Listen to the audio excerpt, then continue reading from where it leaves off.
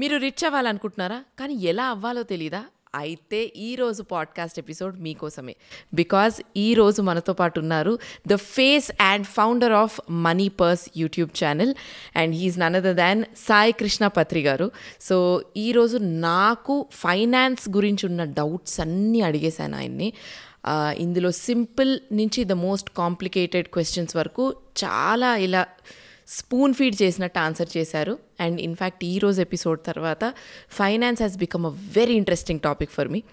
డెఫినెట్గా మీరు అందరు చూడాల్సిందే. And specially women out there, if you want to be financially empowered, ఈ వీడియో మీ అందరి కోసం. So please do watch this video. It's going to be really interesting. ఇది నా గ్యారంటీ.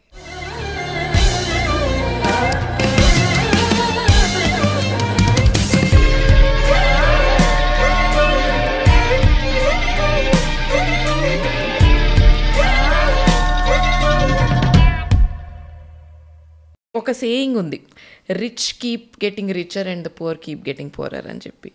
ఈ స్టేటస్ మనము రియల్ లైఫ్లో కూడా చూస్తూ ఉంటాం. రిచ్ అంటే ఆల్రెడీ రిచ్ స్టేటస్ ఉన్న వాళ్ళకి ఆటోమేటిక్గా మనీ వచ్చేస్తూనే ఉంటుంది. అంటే after certain point of time they have money flow కంటిన్యూస్గా ఉంటుంది. మిడిల్ క్లాస్ ఇంకా లోవర్ మిడిల్ క్లాస్ వాళ్ళకేమో ఆ స్ట్రగుల్ అనేది ఎప్పటికీ తప్పదు. At least for a very long time they are struggling. Where are we going wrong with the mindset, with our planning? Where are we going wrong? Honestly yes, planning part ఇవన్నీ మాట్లాడతా అండి. దానికన్నా ముందు first ఖర్చులు అయితే చాలా పెరిగిపోతాయి. అంటే ఇన్కమ్ ఖర్చులు అంతా అయితే పెరగట్లేదు. దానివల్ల first thing middle class lower middle class families అయితే చాలా ఇబ్బంది పడుతున్నారు. అందులో అసలు డౌటే లేదు. ఓకే, కానీ దీని నుంచి కూడా మనకు బయటపడడానికి మార్గాలు అయితే ఉన్నాయండి. మీరు అన్నారు rich getting richer and poor getting poorer అని. At the same time on flip side మీరు చూసినట్టయితే రిచ్లో పూర్ అయిపోయిన వాళ్ళ కేసులు కూడా మనం విన్నామా? అవునవును. అండ్ పూర్ నుంచి బాగా వెల్ సెటిల్డ్కి వెళ్ళిన కేసులు కూడా విన్నావా? కరెక్ట్. ఓకే, ఈ రివర్స్ కేసుల గురించి మాట్లాడుకుందాం ఫస్ట్. ఓకే, రివర్స్ కేసులు ఈ సినారియోస్ ఎలా జరుగుతాయంటే బేసికలీ ఈవెన్ రిచ్ అయినా కూడా they should have control on there finances. Even మన ఇన్కమ్ లెవెల్ తక్కువగా ఉన్నా కూడా okay we should have clarity on our personal finances అన్నమాట. చాలామంది ప్రాబ్లం ఏంటంటే వాళ్ళు డబ్బులు సంపాదించడానికి సంవత్సరంలో 365 days ఉంటే అట్లీస్ట్ మనం 270 నుంచి 300 రోజులు డబ్బులు సంపాదించడానికి పనిచేస్తాం, అవునా? కానీ నిజంగా మాట్లాడుకుందాం అండి. ఓకే, ఒక పర్సన్ ఆ డబ్బులు సంపాదించింది రైట్ వేలో ఇన్వెస్ట్ చేస్తున్నావా లేదా, దీని గురించి టైము సంవత్సరంలో ఎంతసేపు తీస్తారు? కరెక్టే. I hardly see half day కూడా ఎవరు తీయరు. కరెక్టే, చాలా రేర్. హాఫ్ డే ఎవరైనా సంవత్సరంలో తీస్తున్నారంటే దే ఆర్ డామ్ గుడ్ అని మాట్లాడతాను. ఓకే, అదే there are people quarterly once తీస్తారు, వాళ్ళ గ్రోత్ విల్ బీ ఇమ్మెన్స్ అన్నమాట. అంటే వాళ్ళ పర్సనల్ ఫైనాన్సెస్ నెమ్మది నెమ్మదిగా చాలా బెటర్ అయిపోతాయి. ఎందుకంటే మన ఎర్నింగ్స్ మీద ఫోకస్ చేయాలి, ఆ సంపాదించిన దాన్ని రైట్ వేలోని మనం మేనేజ్ చేసుకోవడం మీద కూడా ఫోకస్ చేయాలి. ఈ రెండింటి మీద మనం బ్యాలెన్స్ చేసుకున్నప్పుడు ఏమవుతుందంటే వెల్త్ క్రియేషన్ జరుగుతుంది. లేదంటే ప్రాబ్లం ఏమవుతుందంటే మనం సంపాదించిందంతా కూడా మనం ఖర్చు పెట్టడానికి ఎలిజిబుల్ అనుకుంటాం. సో అండ్ ఖర్చు సంపాదించిందే కాదు, సంపాదించింది కూడా ఖర్చు పెట్టడానికి ఎలిజిబుల్ అనుకుంటాం. ఈఎంఐలతో బతుకుతూ ఉంటాం. నెక్స్ట్ మంత్ పే చెక్ వస్తుంది కదా, సో ఈ మంత్ ఫస్ట్ అడ్వాన్స్ ఖర్చు పెట్టేద్దాం. రైట్. ఓకే, ఆ కేసులు జరిగేది ఎప్పుడంటే మనకి యాక్చువల్లీ ఫస్ట్ థింగ్ మన ఫైనాన్షియల్ ఫ్రీడమ్ నెంబర్ అని ఒకటి ఉంటుంది, దాన్ని ఫస్ట్ తెలుసుకోవాలి ప్రతి ఒక్కరు. అది తెలుసుకుంటే మన గోల్ తెలుస్తుంది. ఇప్పుడు మీరు నన్ను పిలిచారు, నేను ఇక్కడికి రావాలి, ఇక్కడ రావాలని చెప్పి జస్ట్ ఏదో కార్ ఆన్ చేసుకొని వచ్చేస్తే అయిపోతుంది కదా. సరిపడా ఫ్యూల్ ఉందా లేదా ఇవన్నీ కూడా చెక్ చేసుకొని నేను రావాలి. ఓకే, అలా కాకుండా నేను జస్ట్ ఏదో స్టార్ట్ అయిపోతే it doesn't work like that. Okay, similarly మనం సంపాదిస్తున్నాం కదా అని జనాలు ఇన్వెస్ట్మెంట్ కూడా అలాగే చేస్తారు. ఏంటంటే ఏదో వాళ్ళు చెప్పారనో వీళ్ళు చెప్పారనో లేకపోతే ఏదో అడ్వర్టైజ్మెంట్ చూసానో ఇన్వెస్ట్ చేసేస్తుంటారు. అలా ఇన్వెస్ట్ చేసిన ఎప్పుడు వాళ్ళకి వెల్త్ క్రియేషన్ అనేది జరగదండి. Wealth creation, real wealth creation ఎప్పుడు జరుగుతుందంటే వాళ్ళు యాక్చువల్లీ వాళ్ళ గోల్ ఏంటి అన్నది తెలుసుకుని దానికి ప్లాన్ చేసుకుని రివర్స్లో ఇన్వెస్ట్మెంట్ ప్లాన్ చేస్తారు చూడండి, అప్పుడు డిసిప్లిన్ వస్తుంది అన్నమాట. సో మళ్ళీ coming back to your question, rich getting richer, poor getting poorer. No Mukesh Ambani అవ్వడానికి అండ్ ఆయన బ్రదర్ అనిల్ అంబానీ కిందకి పడిపోవడానికి ఇద్దరు డివైడ్ అయినప్పుడు వాళ్ళకి అసెట్స్ అయితే ఈక్వల్గానే డివైడ్ చేశారు కదా. కరెక్టే. ఓకే, కానీ గ్యాప్ ఎక్కడ వచ్చింది? సో సేమ్ థింగ్ అన్నమాట. ఓకే, ఇలాంటి కేసులు మనం చాలా చూస్తాం. ఓన్లీ థింగ్ నేను చెప్పేది అంటే ఫైనాన్షియల్ డిసిప్లిన్ ప్రతి ఒక్కరు తెచ్చుకుంటే, అంటే జస్ట్ మీరు సంపాదించడం మాత్రమే కాకుండా ఆ సంపాదించడానికి ఒక half day once in year at least, or ఇంకా 6 monthsకి ఒక హాఫ్ డే టైం తీయగలిగితే ఇంకా బ్యూటిఫుల్. ఓకే, అలా తీసి దాని రిలేటెడ్గా ప్లాన్ చేసుకుంటే చాలండి, things will get lot better. Okay, అంటే ఇప్పుడు మీరు హాఫ్ డే తీయాలి అని అన్నారు కదా, లైక్ వాట్ ఎగ్జాక్ట్లీ ఏం చేయాలి అక్కడ హాఫ్ డే తీసి మన ఎక్స్పెన్సెస్ ఇలా వేసుకోవాలంటే what is the actionable way? Correct, good one అండి. చాలా సింపుల్ అండి. ఓకే, ఫస్ట్ థింగ్ మనం కోర్ ఎక్కడ స్టార్ట్ అవ్వాలంటే బడ్జెట్ ప్లానింగ్ నుంచి స్టార్ట్ అవ్వాలి. ఓకే, చాలామంది నేను ఇలా హాఫ్ డే తీయమనగానే వెంటనే స్టాకులు చదివేస్తాము, ట్రేడింగ్ చేసేస్తామని పరిగెత్తేస్తారు. ఓకే, అవన్నీ లాస్ట్ అన్నమాట. ఓకే, ఫస్ట్ మనం బేసిక్ పార్ట్ దగ్గర నుంచి స్టార్ట్ చేయాలి. మన బడ్జెట్ ప్లానింగ్ అంటే మన ఇన్కమ్ ఎంత వస్తుంది, మన ఎక్స్పెన్స్లు ఎక్కడెక్కడికి వెళ్తున్నాయి. చాలామందికి కంట్రోల్ ఉండదు. నేను మీకు ఒక ఎగ్జాంపుల్ చెప్తాను. యూనో నేను ప్రాక్టీస్ చేసేవాడిని ఇంతకుముందు, నా సిఎఫ్పి ప్రాక్టీస్ ఉన్నప్పుడు. నార్మలీ నేను ఫైనాన్షియల్ ప్లాన్ చేసిన తర్వాతే మొత్తం డిస్కషన్ నడిచేదన్నమాట. I met very big jeweller. Okay, వాళ్ళు హైదరాబాద్లోని ది లార్జెస్ట్ జ్యువెలర్ అండ్ ఇండియాలో కూడా one of the largest jeweller. Okay, so వాళ్ళ దగ్గరికి వెళ్ళినప్పుడు ఇతనికి నార్మల్ అన్ని ఫైనాన్షియల్ ప్లాన్, ఈ ఖర్చులు అంటే ఏం తెలుస్తాయి, ఎందుకంటే ఆయన ఇల్లే ఒక ప్యాలెస్లో ఉంటుంది అన్నమాట. కానీ నార్మల్ నేను ఇలా ఫైనాన్షియల్ ప్లాన్ చేసిన తర్వాతే నేను దాని తర్వాత నెక్స్ట్ మాట్లాడతాను. బట్ మీ కేసులోని మీకు తెలిసి ఉండకపోవచ్చు కదంటే ఏం మాట్లాడుతున్నాం అని చెప్పి ఆయన ప్రతి రూపాయి లెక్క చెప్పాడు. ఓకే, దెన్ అప్పుడు అనుకున్నాను this is how Marwaris will become different అని. Okay, he is a Marwari. Okay, ఎందుకు Marwaris they keep getting richer అంటే they have full control on their money inflow and outflow, ఎంత రిచ్ అయినా కూడా. అంటే ఎలా హౌ డూ యూ థింక్ ఎట్లా మేనేజ్ చేస్తారు? ఎందుకంటే పెద్ద కంపెనీ, ఇంతమంది employees, hundreds of money exchange జరుగుతుంటుంది, daily transactions. How do you think it is possible? Company separate అండి, పర్సనల్ ఫైనాన్స్ విషయంకి వస్తే సపరేట్. కంపెనీ నుంచి వాళ్ళు ఇంటికి ఇన్కమ్ ఏదైతే తీసుకుంటారో ఆ ఇంటికి ఇన్కమ్ వచ్చిన తర్వాత వాళ్ళు నెలసరి ఖర్చులు ఏవైతే అవుతాయి, అంటే ఎవరికి ఎంత శాలరీ వెళ్తుంది, ఇంట్లో వర్కర్స్ రిలేటెడ్గా కానీ, లేకపోతే వాళ్ళు మంత్లీ హౌస్ హోల్డ్ ఎక్స్పెన్స్లు ఎంత అవుతున్నాయి, ఇవన్నీ కూడా they will have control. Right. And నేను ఇంకోటి అబ్జర్వ్ చేసింది ఏంటంటే, సారీ టు ఇంటరప్ట్ యూ, వాళ్ళు ఫ్యామిలీ విత్ ఇన్ ద ఫ్యామిలీయే వర్కౌట్ చేసుకుంటారు. మార్వాడి స్పెషల్లీ మనం మాట్లాడుతున్నాం కదా, ఫ్యామిలీనే బిజినెస్ మొత్తంలో ఇన్వాల్వ్ అయి ఉంటారు. అది కూడా అడ్వాంటేజేనా? ఎస్, అది ఎప్పుడైనా అడ్వాంటేజ్ అండి. ఎందుకంటే ఫ్యామిలీ ఇన్వాల్వ్ అయినప్పుడు ఫస్ట్ కమిట్మెంట్ లెవెల్సే డిఫరెంట్ ఉంటాయి. ఓకే, వాళ్ళ company related, business related commitment levels different ఉంటాయి. అండ్ ఇన్కమ్ అంటారా, అసలు ఫ్యామిలీ అయినా లేకపోతే బయట నుంచి హైర్ చేసినా పేఅవుట్ రిలేటెడ్గా పెద్ద డిఫరెన్స్ రాదు. బట్ కమిట్మెంట్ లెవెల్లో మాత్రం చాలా డిఫరెన్స్ వస్తుంది. అక్కడ it makes a lot of difference కదా. ఒక ఈవెన్ ఇన్వెస్ట్మెంట్ స్టైల్స్ చూసుకుంటే రిచ్ క్లాస్కి చెందిన వాళ్ళ investment style is different, poor క్లాస్కి చెందిన వాళ్ళ ఇన్వెస్ట్మెంట్ స్టైల్ ఈస్ డిఫరెంట్. అంటే ఎక్కడో మనకి ఒక పువర్ ఆర్ మిడిల్ క్లాస్ మాట్లాడితే ఎక్కడో భయం, మనకి ₹1,00,000 ఇన్వెస్ట్ చేయాలంటే అది పోతే అని ఒక థాట్ వస్తుంది మనకి. ఇప్పుడు వీళ్ళకి ఆ భయం ఉండదా రిచ్ క్లాస్కి? ఎందుకంటే అంటే చాలామందిని చూస్తే ఇప్పుడు there are many entrepreneurs. So entrepreneurs ఉన్న వాళ్ళలో చాలామంది ఎలా ఉంటారంటే, వెనక తాతల ఆస్తి ఇది ఉంది కదా, వీళ్ళకేంట్లే, పోతే ₹1,00,00,000 పోతే ఇంకా 10 కోట్లు వెనక ఉన్నాయని చెప్పి అనుకుంటాం మనం, people who are on the other side. But ఇప్పుడు middle class or lower middle class వాళ్ళకైతే ఉన్నదంతా పెట్టేయాలి వాళ్ళు. సో ఈ ఫియర్ అనేది కూడా will it make a difference? Yes, fear అయితే కంపల్సరీ ఉంటుందండి. ఫియర్ ఉండడం కూడా మంచిదే, ఎందుకంటే ఫియర్ ఉంటేనే మనం కొంచెం డిసిప్లైన్లో ఉంటాం. బట్ ఫియర్ ఉన్నది కదా అని చెప్పి అడుగు ముందుకు వేయకపోవడం అన్నది తప్పు అంటాను నేను. ఓకే, భయపడడం మంచిదే, కానీ మీరు ఎక్కడ ఇన్వెస్ట్ చేస్తే మంచి రిటర్న్ వస్తుంది ఇవన్నీ తెలుసుకోవడం, దాని రిలేటెడ్గా వర్క్ చేయడం చాలా ఇంపార్టెంట్.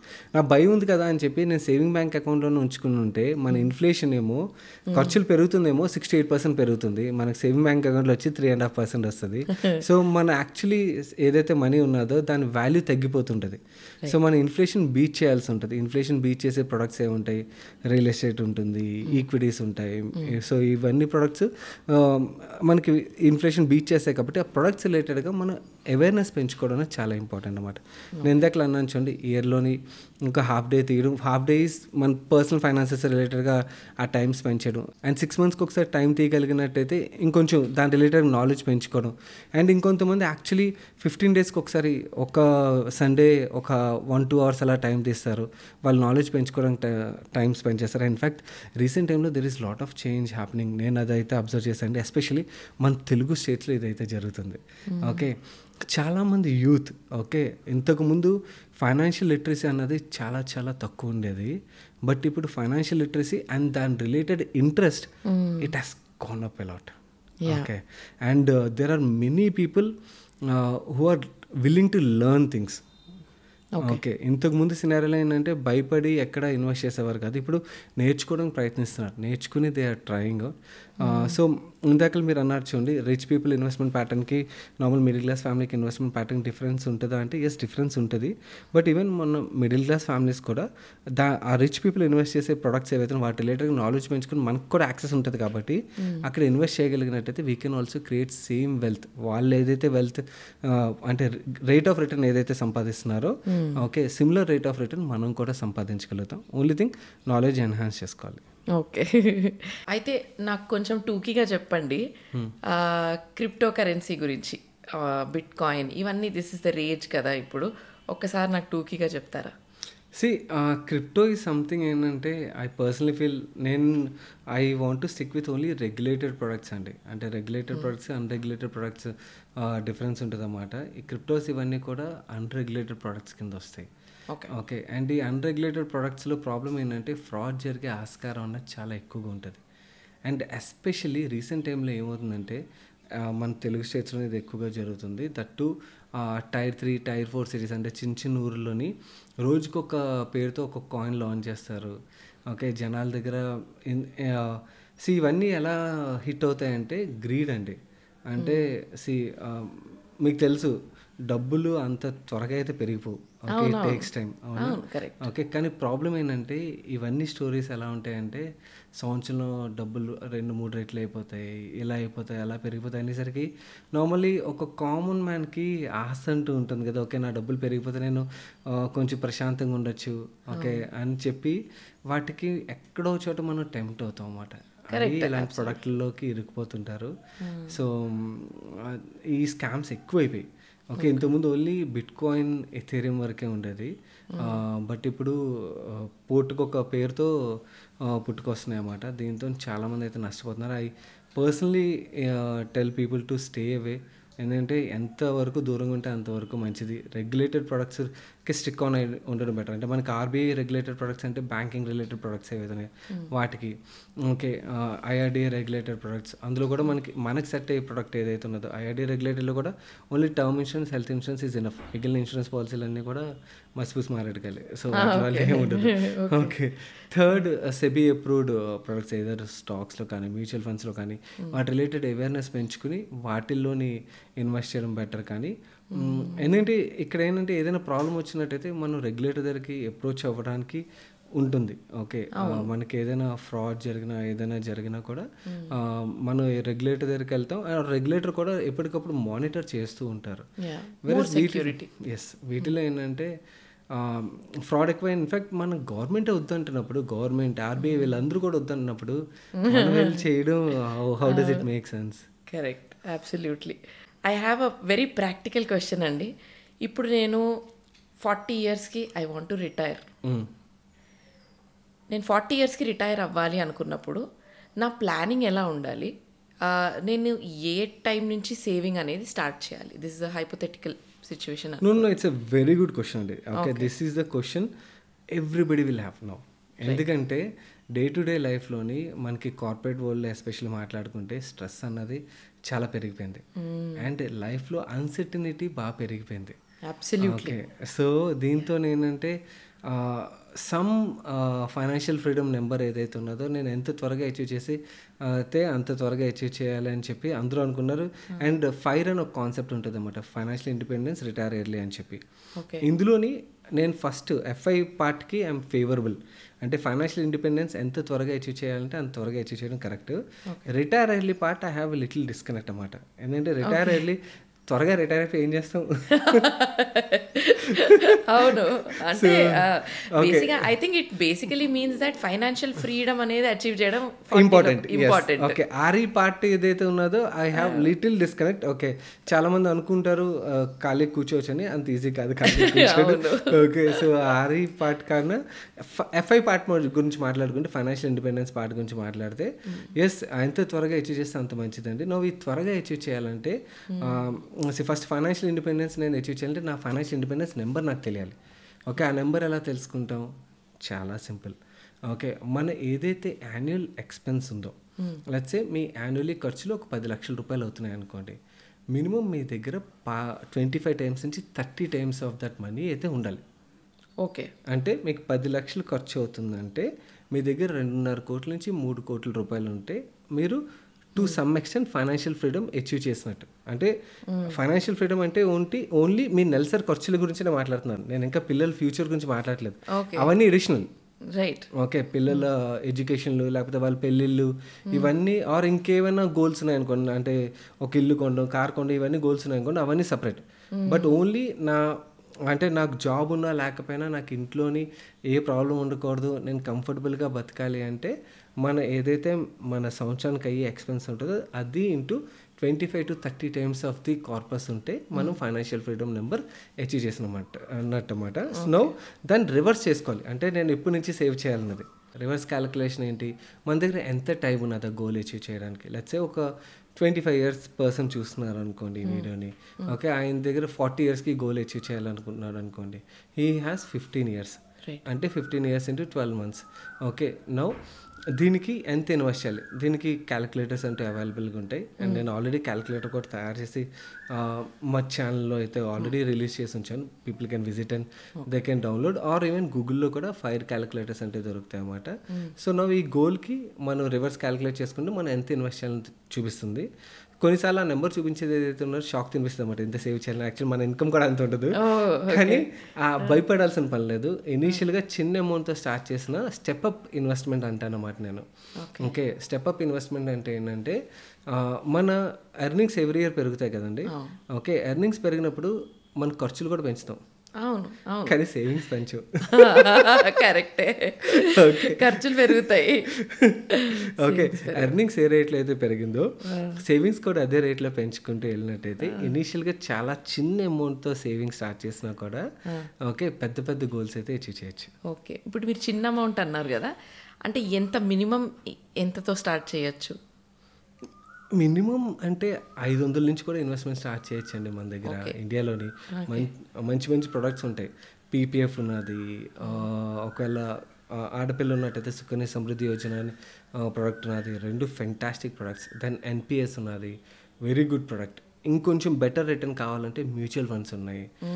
మ్యూచువల్ ఫండ్స్ విషయంకి వచ్చేసరికి కొంచెం ఐడియా అయితే ఉండాలి. ఎందుకంటే ఇది పీపీఎఫ్ సుకన్య సమృద్ధి యోజన లాగా మనకి గ్యారంటీ రిటర్న్ ఇచ్చే ప్రొడక్ట్ కాదు, వాలటాలిటీ ఉంటుంది. ఓకే, వాలటాలిటీని అర్థం చేసుకోగలగాలి. వాలటాలిటీకి రియాక్ట్ అవ్వకుండా ఉంటే దెన్ ఇక్కడ యాక్చువల్లీ చాలా మంచి రిటర్న్ వస్తుంది. అంటే మ్యూచువల్ ఫండ్స్లో ఒకటి పడిపోయింది కదా అని చెప్పి దాన్ని వెంటనే తీసేయకుండా అంటే లాంగ్ టర్మ్ అలా పెట్టి ఉంచితే యూ కెన్ సీ రిటర్న్స్ అంటున్నారు. కరెక్ట్. ఇన్ఫాక్ట్ నేను నా వ్యూవర్స్కి ఏం చెప్తానంటే, మీరు ఇన్వెస్ట్ చేయడం స్టార్ట్ చేసిన తర్వాత రోజు దేవుడు దండం పెట్టుకోండి. ఏమనంటే స్టాక్ మార్కెట్ గొప్ప కూలిపోవాలి దేవుడా అని.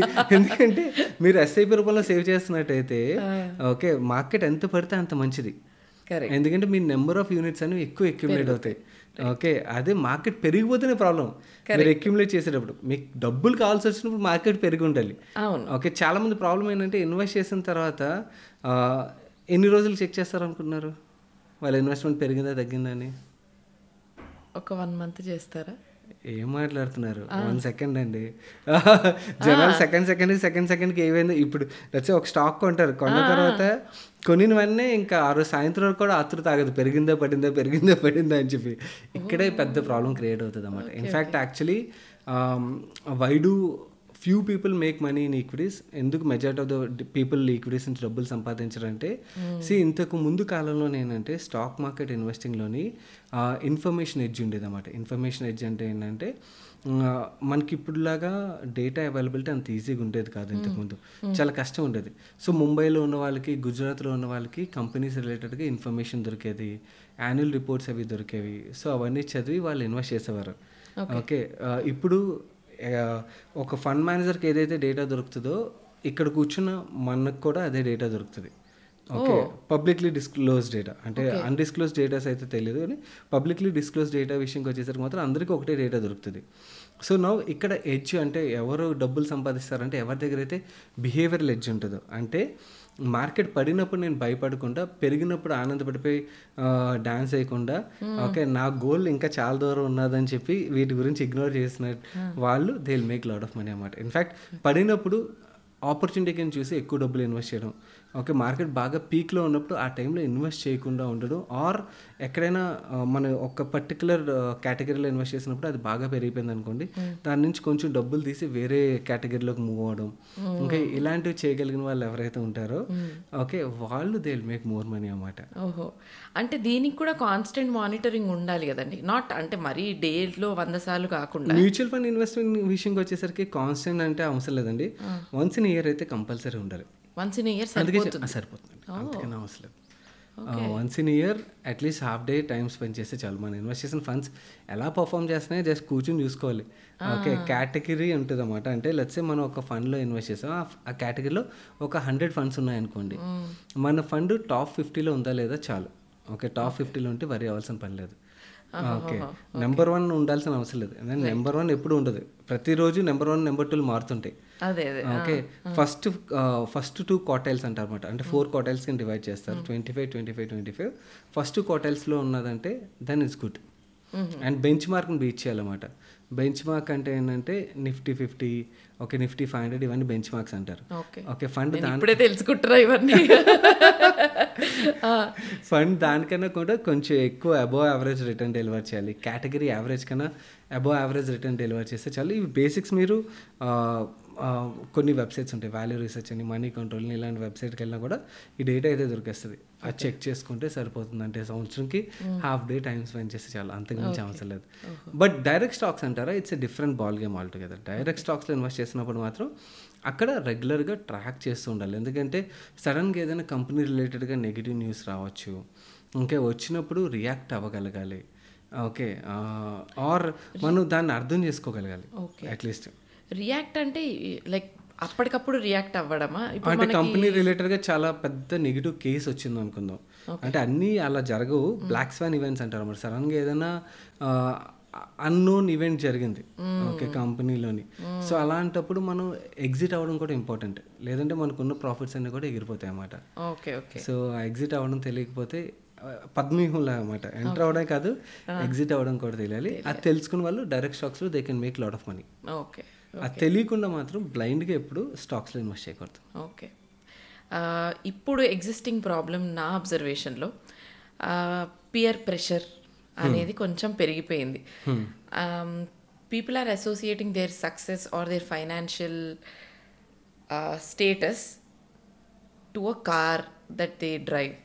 నేను ఇప్పుడు మర్సిడీస్ డ్రైవ్ చేస్తున్నానంటే ఓహో she must be doing something great, ఏదో అంటే మంచి షీ హ్యాస్ సక్సెస్ అని అనుకుంటారు. సక్సెస్కి దీనికి రిలేట్ చేస్తున్నారు.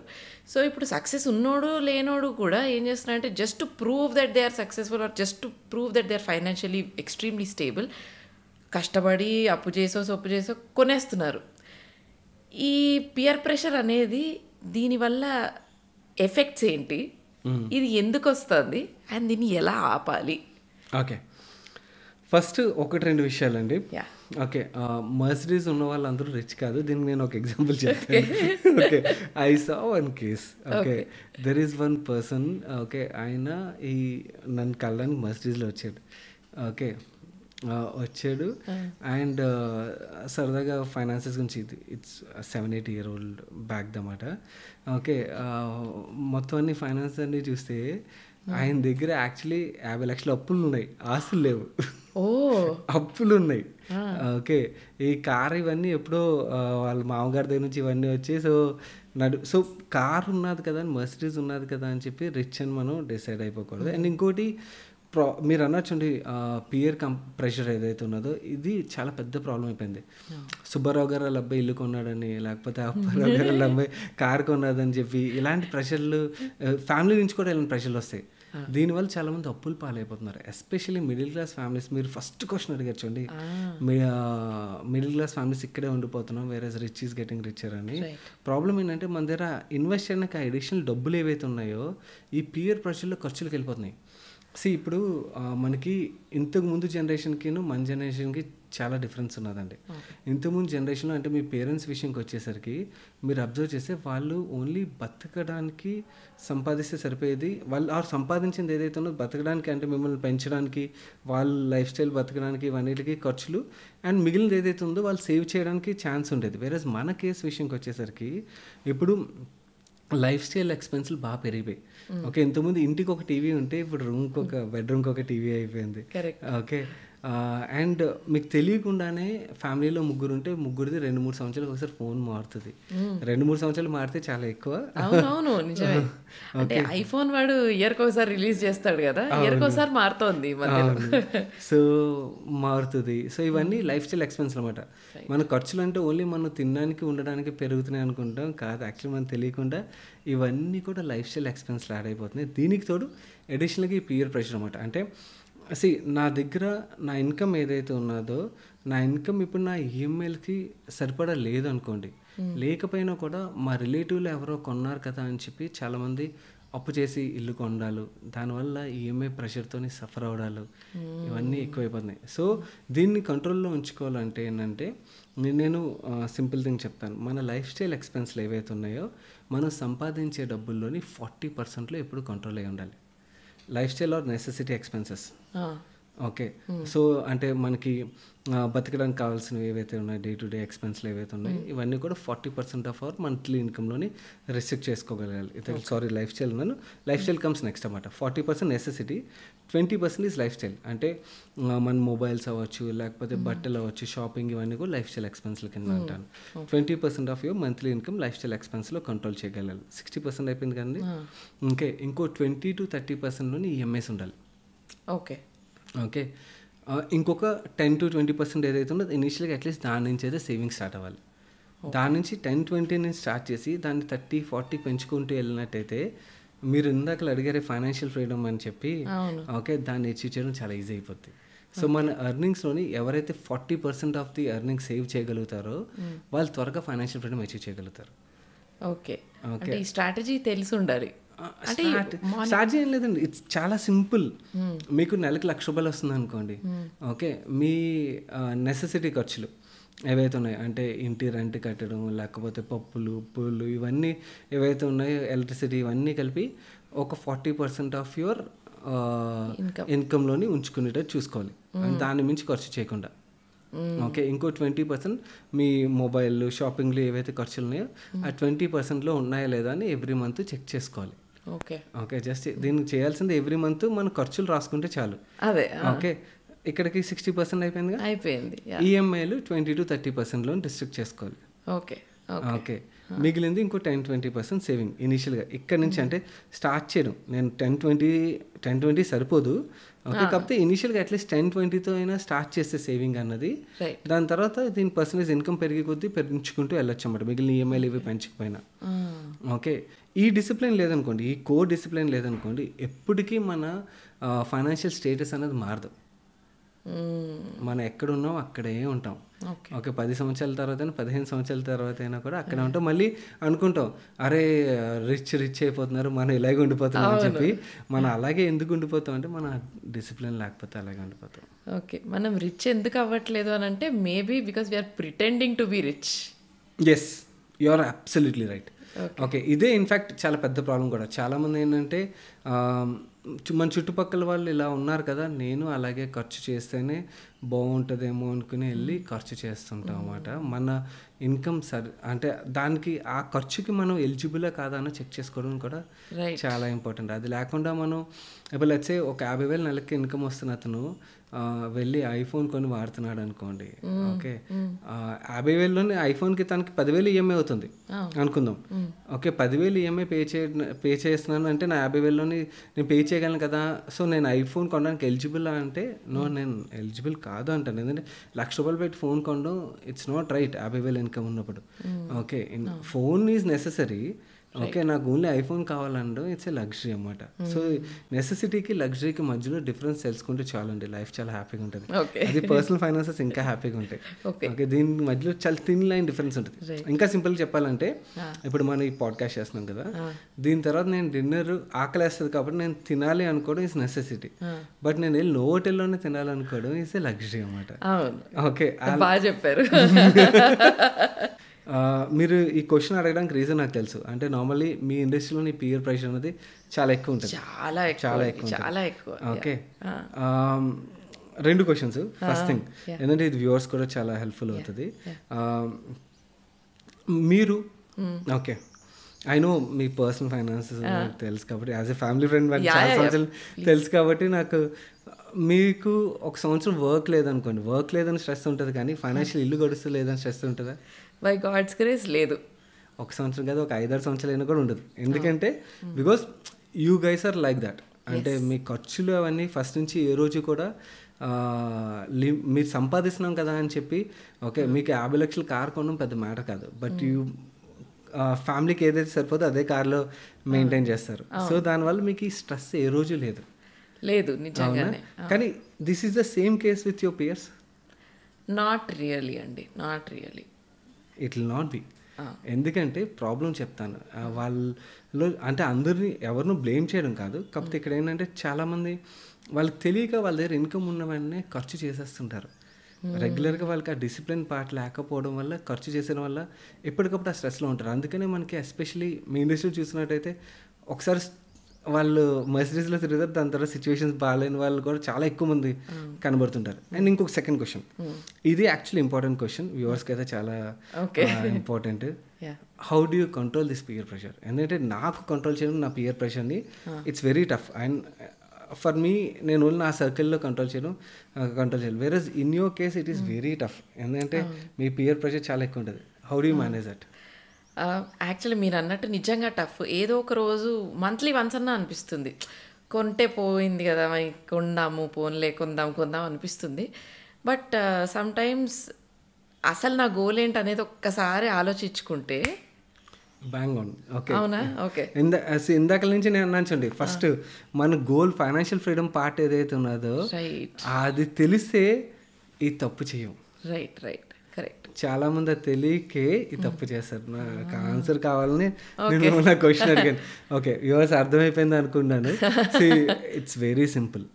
ఓకే, మీ ఫైనాన్షియల్ ఫ్రీడమ్ నెంబర్ ఏదైతే ఉన్నదో దాన్ని మీరు తెలుసుకోండి. ప్రతి ఒక్కరికి ఒక నెంబర్ ఉంటుంది. కొంతమంది 10 కోట్లు ఉంటే సరిపోద్ది, కొంతమంది ₹1,00,00,000 ఉంటే సరిపోద్ది, కొంతమంది 5 కోట్లు ఉంటే సరిపోద్ది. It varies from every family. ఒక ఫ్యామిలీలోనే బ్రదర్ సిస్టర్ మధ్యలో ఫైనాన్షియల్ ఫ్రీడమ్ నెంబర్ అనేది మారిపోద్ది. ఎందుకంటే వాళ్ళ లైఫ్ స్టైల్ ఎక్స్పెన్స్లు వాళ్ళ అంబిషన్స్ ఆధారంగా ఉంటాయి. కాకపోతే ఇది తెలుసుకోవడం చాలా ఇంపార్టెంట్. ఇది తెలిస్తే ఈ పియర్ ప్రెషర్లు, ఓకే, ఆర్ ఇంకే అన్ని సూదిగోళ్ళు ఇవన్నిటిని అవుట్ సైడ్ నాయిస్ని అవాయిడ్ చేయగలుగుతాం. Right. Okay, still it's not easy. It's not easy. Definitely not easy. Not easy in your industry for sure. మా ఇండస్ట్రీలో. బట్ బయట కూడా ఈ మధ్య ఏమైందంటే లాస్ట్ 5 years నుంచి sudden surge of entrepreneurs.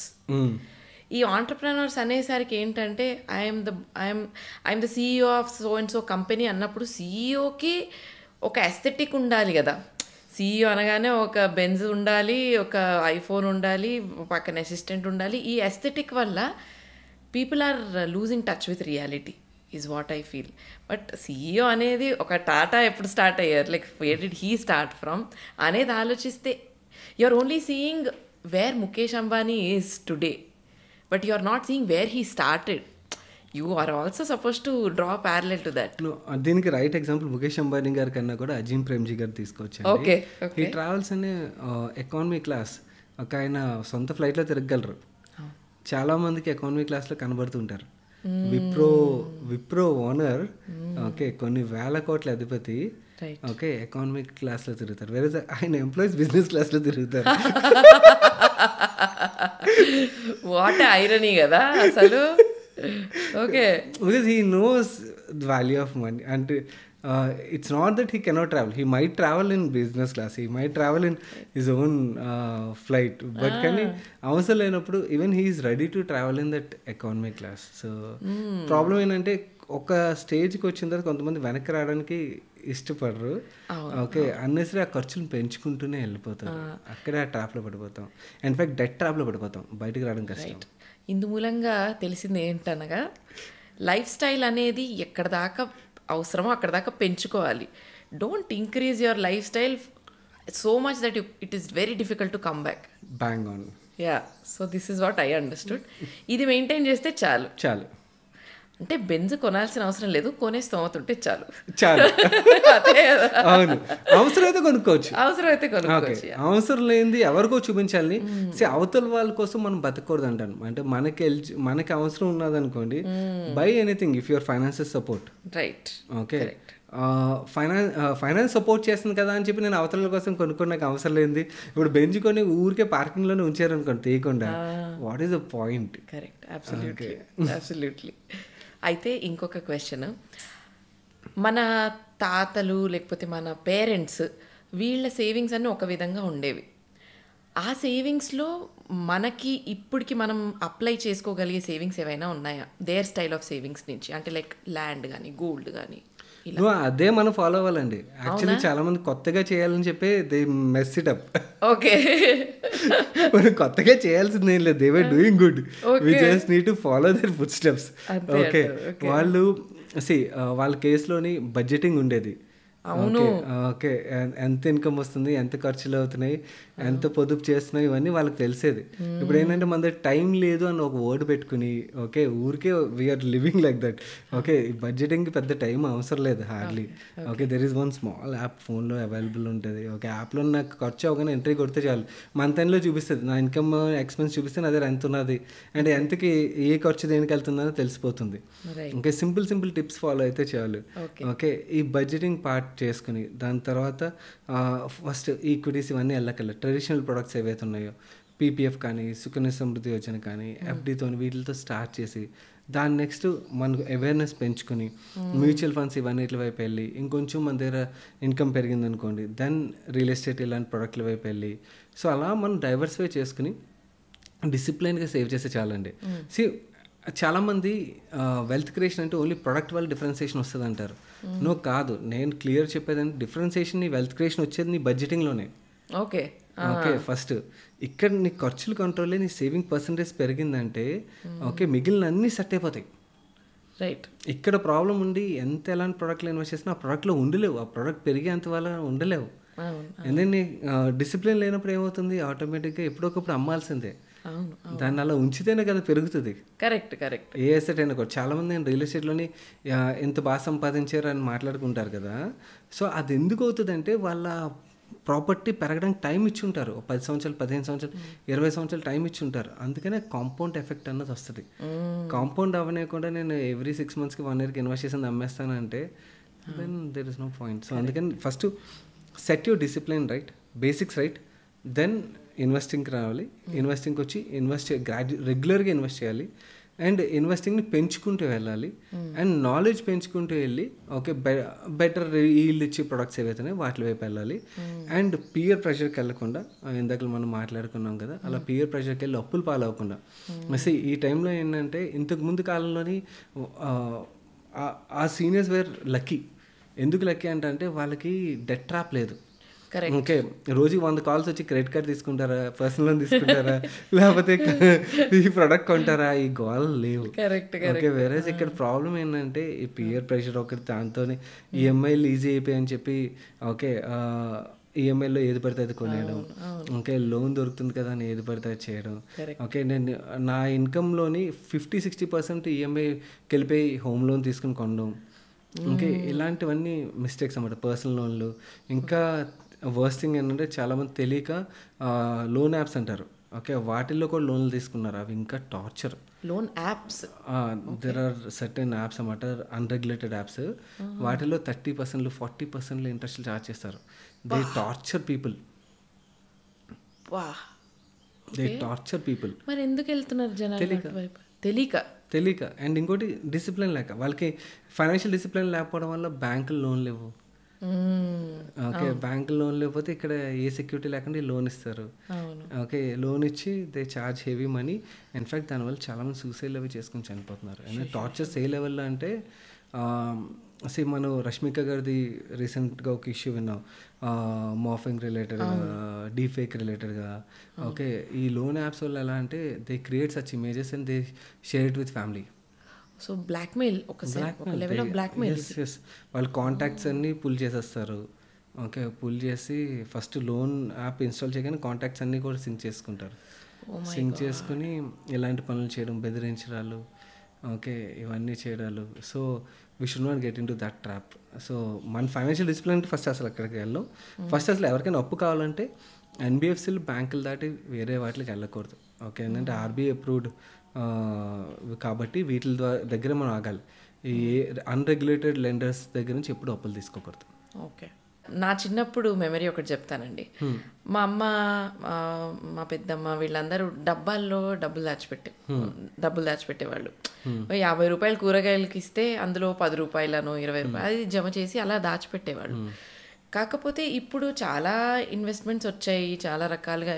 Now most of the women are working. కాకపోతే financial management దగ్గరకు వచ్చేసరికి I feel, including myself, we're not empowered in that way. ఎవరో ఎంపవర్ చేయాలన్నట్లా, మేమే we're not choosing that path.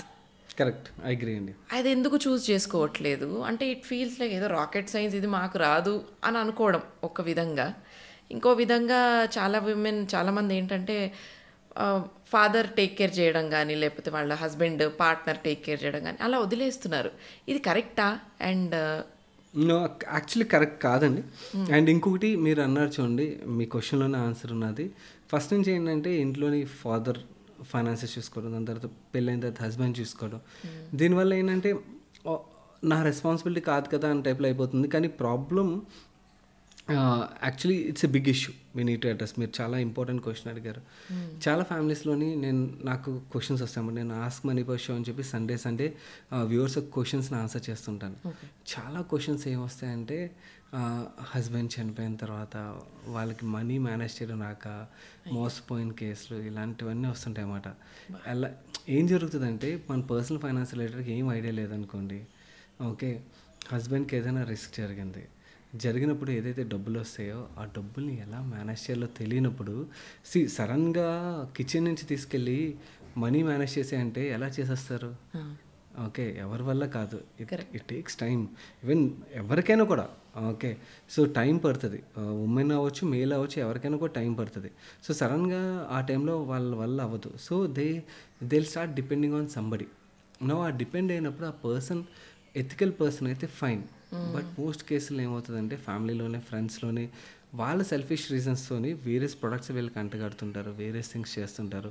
చాలా కేసుల్లో ఇన్సూరెన్స్లు అమ్మేస్తుంటారు. Okay, insurance అంటే చాలామంది ఇన్సూరెన్స్ అనగానే నార్మల్ ఇన్సూరెన్స్ పాలసీలు అనుకుంటారు. కాదు, ఇన్వెస్ట్మెంట్ కమ్ ఇన్సూరెన్స్ పాలసీలు ఉంటాయన్నమాట. వాటిల్లోని ఇరుక్కుపోతుంటారు. వాళ్ళ కమిషన్ వస్తుందని చెప్పి ఇలాంటి ప్రోడక్ట్లు వీళ్ళకి తెలియదు కదా అని అమ్మేస్తుంటారు. పాపం చాలా సంవత్సరాలు అయితే ఇబ్బంది పడుతుంటారు. సో అందుకని నేను ఒకటి చెప్తాను, ఒకవేళ ఈ వీడియో చూసిన వాళ్ళు ఎవరైనా కూడా ఫాదర్ అయినట్టయితే మీకు డాటర్, సన్ ఎవరైనా అవనండి, చిన్నప్పటి నుంచి వాళ్ళకి పర్సనల్ ఫైనాన్స్ మేనేజ్మెంట్ రిలేటెడ్గా కొంచెంగా నేర్పించండి. నేను నా కూతురికి ఎలాగ నేర్పిస్తానంటే okay, every month pocket money ఇస్తాను. ఓకే, ఇచ్చి ఒక చిన్నది అన్నమాట. దానికి నీ ఏదైతే నన్ను ఐస్ క్రీమ్ ఇవన్నీ స్నాక్స్ అడుగుతుంటుంది కదా, ఓకే, నీ పాకెట్ మనీలో నువ్వు ఖర్చు చేసుకో.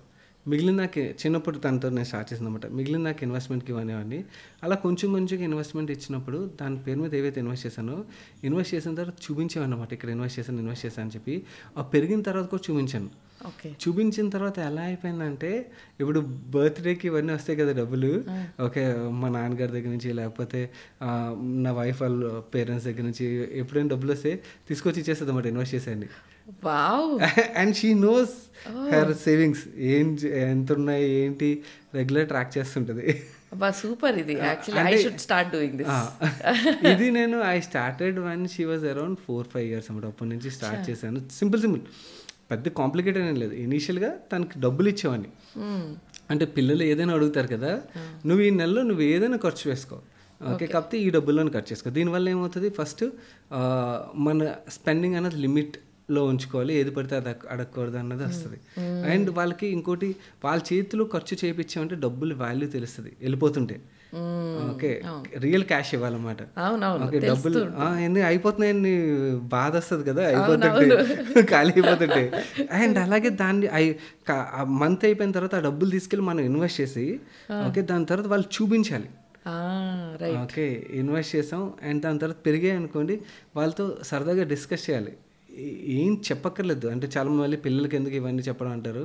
నో, పిల్లలకి చెప్పాలి, ఇంపార్టెంట్. చిన్నప్పటి నుంచి అలవాటు చేస్తే ప్రాబ్లం ఏంటంటే, మన ఎడ్యుకేషన్లోని డాక్టర్ ఎలా అవ్వాలో నేర్పిస్తారు, ఇంజనీర్ ఎలా అవ్వాలో నేర్పిస్తారు. కానీ ఆ డాక్టర్, ఇంజనీర్ ఆర్ ఇంకేదైనా ప్రొఫెషన్ తీసుకోండి, అయిన తర్వాత మనం సంపాదించిన డబ్బులు ఎలా మేనేజ్ చేసుకోవాలో ఎక్కడా నేర్పించరు. Absolutely right. ఓకే, అది నేర్పించాల్సిన బాధ్యత పేరెంట్సే మన ఎడ్యుకేషన్ సిస్టంలో లేనప్పుడు. సో అది ఒక్క రోజులోనే వాళ్ళు డబ్బులు సంపాదించాక నేర్పిద్దాం అనుకుంటే అవ్వదు. Okay, it has to come from the beginning, upbringing నుంచి దాన్ని వాళ్ళలోని నెమ్మదిగా చిన్నగా ఇంపోజ్ చేయగలిగినట్టయితే ఫస్ట్ వచ్చేస్తుంది. ఈవెన్ నేను హస్బెండ్స్ ఎవరైనా చూస్తున్నట్టయితే, ఇది ఫాదర్స్కి ఇచ్చిన టిప్, ఇది హస్బెండ్స్ చూస్తున్నట్టయితే చాలా కేసులోని పర్సనల్ ఫైనాన్స్ రిలేటెడ్ డెసిషన్స్ హస్బెండ్సే తీసుకుంటారు. కానీ actually it's a tip for all of you. Okay, actually మీ డబ్బులు బాగా పెరగాలంటే include your wife as well. Okay, ఎప్పుడైనా కూడా ఫ్యామిలీ కలిసి వాళ్ళు పర్సనల్ ఫైనాన్సెస్ మేనేజ్ చేసిన కేసులోని వాళ్ళు త్వరగా ఫైనాన్షియల్ ఫ్రీడమ్ అచీవ్ చేసిన ఛాన్సెస్ చాలా ఎక్కువ. ఓకే, అండ్ ఇంకొక విషయం చెప్పాలండి, women are actually better investors than male. Investors మరి ఎందుకు ముందరికి రారండి ఎక్కువ? ఇప్పుడు అలా జరుగుతుంది, బట్ ఇన్వెస్టింగ్ వరల్డ్లోని ఓకే ఎవరైతే రియల్ సీరియస్నెస్ తీసుకుంటారో actually women are better investors than male. And in fact వాళ్ళకి దే నో, ఇంట్లో ఖర్చులు ఇవన్నీ కూడా ఉమెనే మేనేజ్ చేస్తారు. So they have very wonderful control అన్నమాట. ఇన్ఫ్యాక్ట్ మేలే అతిగా, అంటే ఎమోషన్ ఖర్చులు ఎక్కువ మేలే చేస్తారు. మిత్ ఏముంటుందంటే ఉమెన్ ఎమోషన్ స్పెండర్స్ అనుకుంటారు. మేబీ షాపింగ్లో ఏమైనా ఎక్కడైనా అవ్వచ్చేమో, కానీ దానికే భయపడి ఇవ్వట్లేదేమో నా doubt. But otherwise women are actually very discipline spenders. Okay, they are good at their finances. Only thing వాళ్ళని ఇన్వాల్వ్ చేస్తూ ఉంటే ఏమవుతుందంటే వాళ్ళకి కూడా ఇంట్రెస్ట్ క్రియేట్ అవుతుంది. మీ వర్క్ కాదన్న టైప్లో వదిలేస్తే వాళ్ళు ఎప్పుడు ఇంట్రెస్ట్ చూపించరు. అండ్ సడన్గా ఫ్యామిలీలో ఏదైనా ప్రాబ్లం వచ్చిందంటే మాత్రం then it will become tough. If they are lucky, if they get good advice, then it's good. But లేకపోతే పరిస్థితి కాంట్ ప్రామిస్ కదండి, చెప్పలేం మనం ఎలాంటి situation. So it's father and husband's responsibility completely, and at the same time women's responsibility as well to take initiative. నేను కొన్ని questions రాసుకున్నానండి, అంటే వెరీ ఇంకా డైరెక్ట్ క్వశ్చన్స్ అనమాట, లేమన్ టర్మ్స్లో ఇప్పుడు నాలాంటి వాళ్ళు తెలుసుకోవాలనుకునే క్వశ్చన్స్ అనమాట. అయితే గుడ్ రిటర్న్స్ రావాలంటే ఎక్కడ ఇన్వెస్ట్ చేయాలి? ఓకే, చాలా స్ట్రేట్ క్వశ్చన్, అయినో చాలా పెద్ద స్పెక్ట్రమ్ ఏమో ఇది. నేను పర్సనల్ ఎక్కడ ఇన్వెస్ట్ చేస్తాను చెప్తాను. I invest in equities mostly.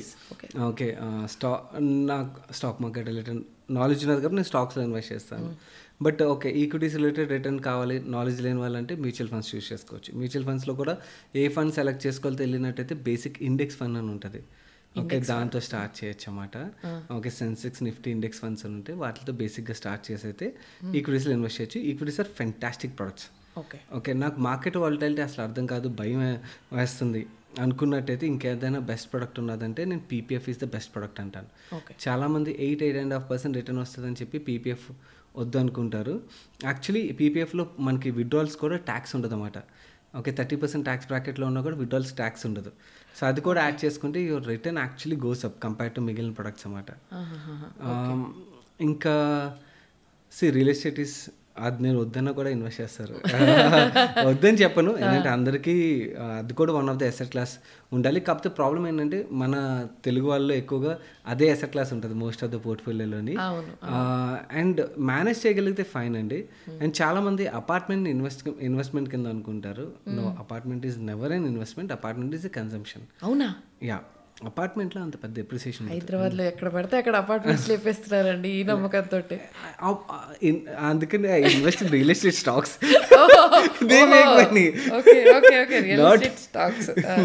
Not the buyers. ఎందుకంటే అపార్ట్మెంట్ ఏంటంటే ఇనీషియల్గా కొన్న తర్వాత కొన్నాళ్ళు ఎప్రిసియేషన్ ఉంటుంది. దాని తర్వాత మన అపార్ట్మెంట్ దేనికి పే చేస్తాం? కాస్ట్ అంటే కన్స్ట్రక్షన్కి. ఓకే, మీకు ల్యాండ్ అపార్ట్మెంట్ది అన్డివైడెడ్ షేర్ వస్తుంది కదా, ఎంత వస్తుంది ఐడియా ఉందా? ఒక బండ అట్లా వస్తుంది అంతే. ఓకే, అది ఇస్తే బాత్రూమ్ కూడా కట్టుకోలేం. అవునవును, అంటే వర్చువల్ స్పేస్ అనుకొని కనుక్కొనడమే. మనం కట్టే డబ్బులన్నీ కూడా కన్స్ట్రక్షన్కే కడతాం. So construction over a period depreciate అవ్వడం స్టార్ట్ అవుతుంది. ఇట్ బికమ్స్ వీక్, డిప్రిషియేట్ అవ్వడం స్టార్ట్ అవుతుంది. ఓకే, సో ఆ ఏరియాలో ఎకనామిక్ యాక్టివిటీ పెరుగుతూ వస్తుందంటే మీకు సమ్ ఎప్రిసియేషన్ కనబడుతుంది. ఓకే, కానీ you'll not get very good appreciation. చాలామంది సిఏజర్ క్యాలిక్యులేషన్ రాక ఓకే చాలా బాగా వచ్చింది అనుకుంటారు. ఎస్, రియల్ ఎస్టేట్లో డబ్బులు వస్తాయి ఎక్కడంటే ల్యాండ్లో వస్తాయి. ఓకే ఓకే, బట్ ల్యాండ్లో కూడా we should be very very smart in finding out next economic activity ఎక్కడ నడుస్తుందని. ఓకే, ల్యాండ్ ఎక్కడ పడితే అక్కడ మళ్ళీ పెరిగిపోవు. ఓకే, కొన్ని చోట్ల కొన్న తర్వాత ఓ 10-15 సంవత్సరాలు అయినా కూడా అక్కడ ఏం ఉండదు. ఓకే, సో మనకి ఎకనామిక్ యాక్టివిటీ అయినప్పుడే ల్యాండ్ వాల్యూ కూడా పెరుగుతుంది. ఓకే, సమ్ ఎకనామిక్ యాక్టివిటీ ఆ చుట్టుపక్కల జరగాలి. ఓకే, అది నెక్స్ట్ ఎక్కడ జరుగుతుందో ఫైండ్ అవుట్ చేయగలరు. ఆల్రెడీ జరిపోయిన చోట ఇప్పుడు మీరు వెళ్ళి గచ్చిబౌలిలో కొంటే మీకు మళ్ళీ పెద్ద అప్రిసియేషన్ ఉంటుంది. సాచురేట్ అయిపోయి ఉంటుంది. అవును అవును. So we should try to find out next ఎక్కడ అలాంటి గ్రోత్ ఉంటుందని. అలాంటి చోట కొనగలగాలి. అండ్ కొనడం మాత్రం కాదు, దాన్ని కాపాడుకోగలగాలి. Very important. ఇది వెరీ ఇంపార్టెంట్. ఎస్పెషలీ ఎంప్లాయీస్ కానీ ప్రొఫెషనల్స్ కానీ వాళ్ళ వర్క్ అండ్ ఫ్యామిలీ రిలేటెడ్గానే టైం సరిపోదు. ఇవన్నీ కూడా కాపాడుకొని తిరగడానికి ఎంత టైం ఉంటుంది? సో అలా టైం లేని వాళ్ళు instead of taking that is simple ఈ traditional products PPF mutual funds వీటిలో ఇన్వెస్ట్ చేసుకున్నా కూడా వెల్త్ క్రియేషన్ అయితే జరుగుతుంది. ఓకే, నా పర్సనల్ కేస్ ఒకటి చెప్తానండి. సో ఇప్పుడు ఎప్పుడో కొన్నేళ్ల బ్యాక్ ఒక ఒక ఫ్లాట్ కొన్నాను. అది రెంట్కి ఇవ్వడము, దాని ఈఎంఐ అలా అలా అలా వెళ్ళిపోతుంది. మొన్న చూస్తే ఓన్లీ 5 lakhs బాకీ ఉంది ఈఎంఐ. సో ఇట్లా చాలా మందికి జరుగుతుంది కదా. సో ఈ 5 lakhs 10 lakhs ఉంది కదా అని చెప్పి మనం అట్లా లంసమ్ అమౌంట్ ఈఎంఐ మొత్తం క్లియర్ చేసుకోవడానికి లంసమ్ అమౌంట్ కట్టడం బెటరా, లేకపోతే ఆ ఈఎంఐ ఇంకా ఎక్స్టెండ్ అది అలా వెళ్తూ ఉండడం బెటర్ అంటారా? హోమ్ లోన్ చాలామంది అర్థం చేసుకోవాల్సిన విషయం ఏంటంటే, హోమ్ లోన్ తీసుకున్న వాళ్ళకి తెలుస్తుంది. ఇది ఇనిషియల్గా మీరు కట్టేది మీ ప్రిన్సిపల్ ఉండదు, ఇంట్రెస్ట్ ఉంటుంది. అవును, ఫస్ట్ 3-4 years 5 years చూసినట్టయితే మోస్ట్ ఆఫ్ ది మీ ఈఎంఐలోని ఇంట్రెస్ట్ పార్టే ఉంటుంది. సో నార్మల్ 20 సంవత్సరాలు టెన్యూర్ తీసుకున్నారనుకోండి, మీరు ఒక 20 లక్షలు లోన్ తీసుకున్నారనుకోండి, మీరు ఎండ్ ఆఫ్ ది టెన్యూర్ 40 లక్షలు కడతారు. అవునా? డబల్ కడతాం. ఆ డబల్ కట్టే దాంట్లో కూడా ఫస్ట్ 10 yearsలోనే మోస్ట్ ఆఫ్ ద పార్ట్ వెళ్ళిపోద్ది. కరెక్ట్. ఓకే, లాస్ట్లో మిగిలేదు ఓన్లీ ప్రిన్సిపలే. ఓకే, మీరు ఆ టైంలో వెళ్ళి బ్యాంక్ పే చేసేస్తే bank is the most profitable thing. Okay, bank హ్యాపీగా తీసుకుంటుంది మీ డబ్బులు. ఎందుకంటే బ్యాంక్ అది చాలా లాభం. ఎందుకంటే కలెక్ట్ చేయాల్సిన ఇంట్రెస్ట్ అంతా లాగేసుకున్నారు మీ దగ్గర.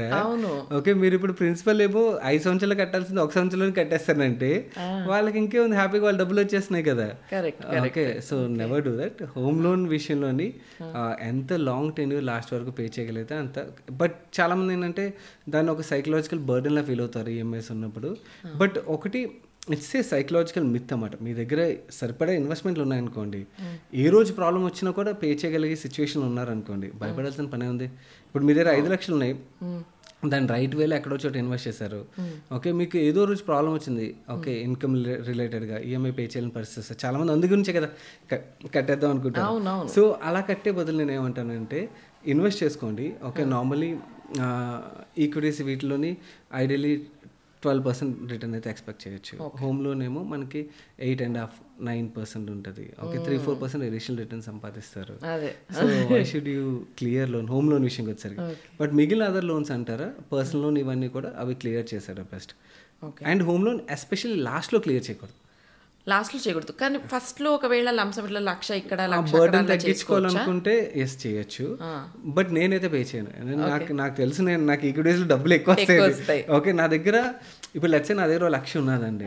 ఓకే, ఆ 1,00,000 నేను హోమ్ లోన్ క్లియర్ చేస్తే నేను 9% సేవ్ చేసుకుంటాను. ఓకే, ఇంట్రెస్ట్ కట్టాల్సిన 9% తగ్గుతుంది. ఓకే, నేను ఇన్వెస్ట్ చేసి నేను దాని మీద 13, 14, 15% జనరేట్ చేస్తున్నాను. Okay, then why should I pay? నా దగ్గర 15% సంపాదిస్తూ, అంటే నేను 1,00,000 మీద 15,000 సంపాదిస్తూ 9,000 సేవ్ చేసుకోవడానికి డిపాజిట్ చేస్తున్నాను. అంటే ఈ మ్యాథ్స్ అందరికీ తెలియదుగా. ఇంకొకటి, ఇది నాకు ఎప్పటి నుంచో ఉన్న భయం, క్రెడిట్ కార్డు ఇవ్వడం చాలా ఈజీగా ఇచ్చేస్తూ ఉంటారు. అలా ఈజీగా ఇస్తుంటేనే మనకు ఫస్ట్ డౌట్లు వస్తే మనం కట్టగలమా లేదా, హిడెన్ ఛార్జెస్ ఇవి అని ఉంటాయి అని చెప్పి. It is very difficult to keep track of credit card expenses. Is there an effective way to use a credit card, లేకపోతే ఇది మిథ్తా? క్రెడిట్ కార్డ్ వాడడం తప్పు అని నేను చెప్పనండి.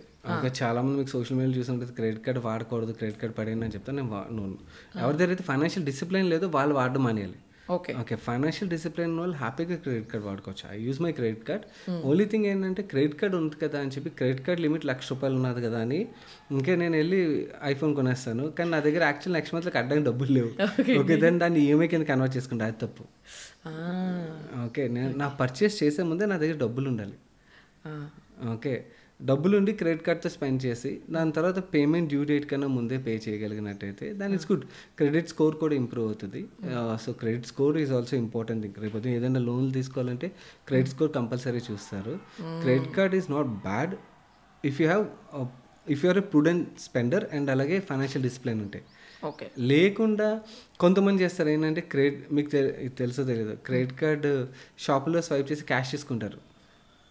అవునా? అగో అక్కడ చూడండి, చాలా బొరలుగుతుంది మీ కెమెరా. అలా అవుతుందా? చేస్తారు, షాప్ లో స్వైప్ చేసి ఏంటది క్యాష్ తీసుకుని వాళ్ళు నెలసరి ఖర్చులు ఖర్చు చేస్తుంటారు.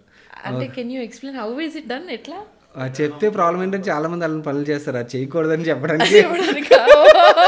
అలా ఇప్పుడు నేను ఎలా అని చెప్పి తెలియని వాళ్ళకి కూడా తెలియజేయడం. ఓకే, అయితే చేయకూడదు అంట, అది మనకు అనవసరం. నువ్వు అలాంటివి చేయకూడదు. ఓకే, ఎందుకంటే అలాంటివి ఇట్స్ ఎ డెట్ ట్రాప్ అన్నమాట. ఇంకా దాని నుంచి బయటపడ్డు అన్నది ఇట్స్ వెరీ వెరీ టఫ్. ఎందుకంటే క్రెడిట్ కార్డులో మనం ఒక్కసారి పే చేయలేకపోతే మనం ఇంట్రెస్ట్ చేసేది 40% పైన వేస్తాడండి. Okay, it's is abnormal. Okay, మిగిలిన అన్ని ఛార్జెస్ ఎడిషనల్ వేసేసరికి చాలా ఎక్కువైపోతుంది. మనం స్పెండ్ చేసిన దానికన్నా కూడా మనం కట్టాల్సింది ఎక్కువ పెరిగిపోద్ది. సో అలాంటి పనులు ఎప్పుడు చేయకూడదు. క్రెడిట్ కార్డ్ మనం నెక్స్ట్ మంత్ పే చేయడానికి డబ్బులు మన దగ్గర ముందుగానే ఉంటే then you spend it, otherwise don't use it. Okay, okay, got it. And ఇంకో క్వశ్చన్ అండి, ఇప్పుడు పర్సనల్ లోన్ తీసుకొని ల్యాండ్స్ కొంటున్నారు కొంతమంది, ఇది ఓకేనా? Is this right? No, that's a blunder. Personal loan తీసుకుని ఇన్వెస్ట్ చేయడం అన్నది ఇట్స్ ఎ బ్లెండర్ అండి. ఓకే, ల్యాండే కాదు, ఎక్కడ ఇన్వెస్ట్మెంట్ అయినా కూడా చేయకూడదు. ఓకే, ఎందుకంటే అది మీకు ప్రాబ్లం ఏంటంటే చాలామంది సక్సెస్ ఫెయిల్యూర్ 2 కేసులు ఉంటాయి కదా. మనం as a human only success కేసులో చూస్తాం. ఓకే, చూసి దానికి అట్రాక్ట్ అయిపోయి తప్పులు చేస్తాం. ఓకే, ఫెయిల్యూర్ కేసులు చూడడం, ఎందుకంటే బయటకు ఎవరు చెప్పరు. ఓకే, సో అక్కడ కొన్ని ల్యాండ్లు పెరిగినవి చూసి గ్రీడ్తో కొనేస్తాం ఇవన్నీ. ఓకే, పెరగకపోతే మీరు ఇంట్రెస్ట్ కట్టాలి. ఓకే, దాని తర్వాత ఇబ్బందులు పడాలి, ఇవన్నీ ఎందుకు అవసరమే ఉంది? ఓకే, ఇప్పుడు ఎందుకు పర్సనల్ లోన్ తీసుకుని కొనాలి? ఓకే, పెరిగిపోతేమో భయంతో కదా. ఓకే, అవసరం లేదండి, అంత అవసరం లేదు. వెల్త్ క్రియేషన్ డిసిప్లిన్ ఉంటే అదే జరిగిపోద్ది ఆటోమేటిక్గా. ఓకే, ఇవన్నీ కాంప్లికేట్ చేసుకుంటాం అన్నమాట మన లైఫ్ని. ఓకే, సింపుల్ థింగ్స్ అంటే పర్సనల్ ఫైనాన్సెస్. నేను ఇందాక అన్నట్టుండి చాలామంది రాకెట్ సైన్స్ అని ఇన్వాల్వ్ అవ్వరు ఫ్యామిలీలో, అదే అని. ఎందుకంటే మనకి ఇలాంటివన్నీ చేస్తే రాకెట్ సైన్స్లో అవుతాయి. Okay, actual personal finance management is very very simple budgeting చేసుకోవాలి, డబ్బులు తీసుకెళ్ళి గ్రాడ్యువల్గా సేవ్ చేయాలి ప్రతి నెల, ఇన్కమ్ పెరిగినప్పుడు పెరిగిన లెవెల్లో సేవ్ చేయాలి. ఓకే, ఖర్చులు పెంచుకోకుండా ఉండాలి ఇష్టం వచ్చినట్టుగా, అండ్ పీర్ ప్రెషర్లో పడకూడదు. ఓకే, ఇవి ఉంటే చాలు, సింపుల్ టిప్స్, ఇది ఫాలో అయితే హ్యాపీగా ఉంటుంది లైఫ్. కావాల్సిన గోల్స్ కూడా రీచ్ అయిపోతాయి, చాలా త్వరగా అయిపోద్ది తెలియకుండానే. ఓకే, నాకున్న I'm less than 40. I'm already through for my financial freedom number long time back. So దానికి జరిగింది ఇదే. Okay, it's not some rocket science, ఏదో స్టాక్ పెరిగిపోయి ఇలా కాదు. Luckily there are stocks which has done well, there are funds which has done well, but I give credit to the discipline part. Okay, అచీవ్మెంట్కి ఇవి కాదు, అవన్నీ దాని తర్వాత బై ప్రొడక్ట్స్. అదే ఈ డిసిప్లిన్ లేకుండా అవి ఉన్నా కూడా నేను యాక్చువల్లీ ఈ డిసిప్లిన్ ఉన్నది కాబట్టి అవి పెరిగేంత టైం ఇవ్వగలిగాను. అవును కరెక్టే. అంటే సేవ్ చేసి అలా మర్చిపోతాం కూడా కొన్నిసార్లు, అదే కరెక్ట్ ఏమో, దాని మీద అదే కరెక్ట్. యాక్చువల్లీ ఇంకోటి తెలుసా, there are statistics. Okay, actual stock మార్కెట్లో కానీ ఆర్ ఇన్వెస్ట్మెంట్లో బాగా డబ్బులు సంపాదించిన వాళ్ళు ఎవరంటే ఏదో చనిపోయిన వాళ్ళు ఇన్వెస్ట్ చేసి, లేదా మర్చిపోయిన వాళ్ళు బాగా సంపాదిస్తారు. ఎందుకంటే ముట్టుకోరు కదా, దాన్ని కాంపౌండ్ అవడిస్తారు. మిగిలింది రోజు ట్రాక్ చేసే వాళ్ళు ఎవరైతే ఉంటారో వాళ్ళు ఎప్పటికీ డబ్బులు సంపాదించలేరు. నేను మర్చిపోయే కేటగిరీ, నేను ఇన్వెస్ట్ చేసి మర్చిపోతాను. అది కరెక్ట్, అది పని చేస్తుందేమో మరి. ఇట్స్ వర్కింగ్ ఫర్ యూ కదా. It's working. I saw your portfolio. It's working for you. Actually you should మీరు మీ యువర్స్ టిప్స్ చెప్పాలి మీ ఇన్వెస్ట్మెంట్. అమ్మో వస్తారు నెక్స్ట్ నాకు. ఇది మీరు వెళ్ళలేదు, నేను చెప్పలేదు, ఆయన చెప్పలేదు.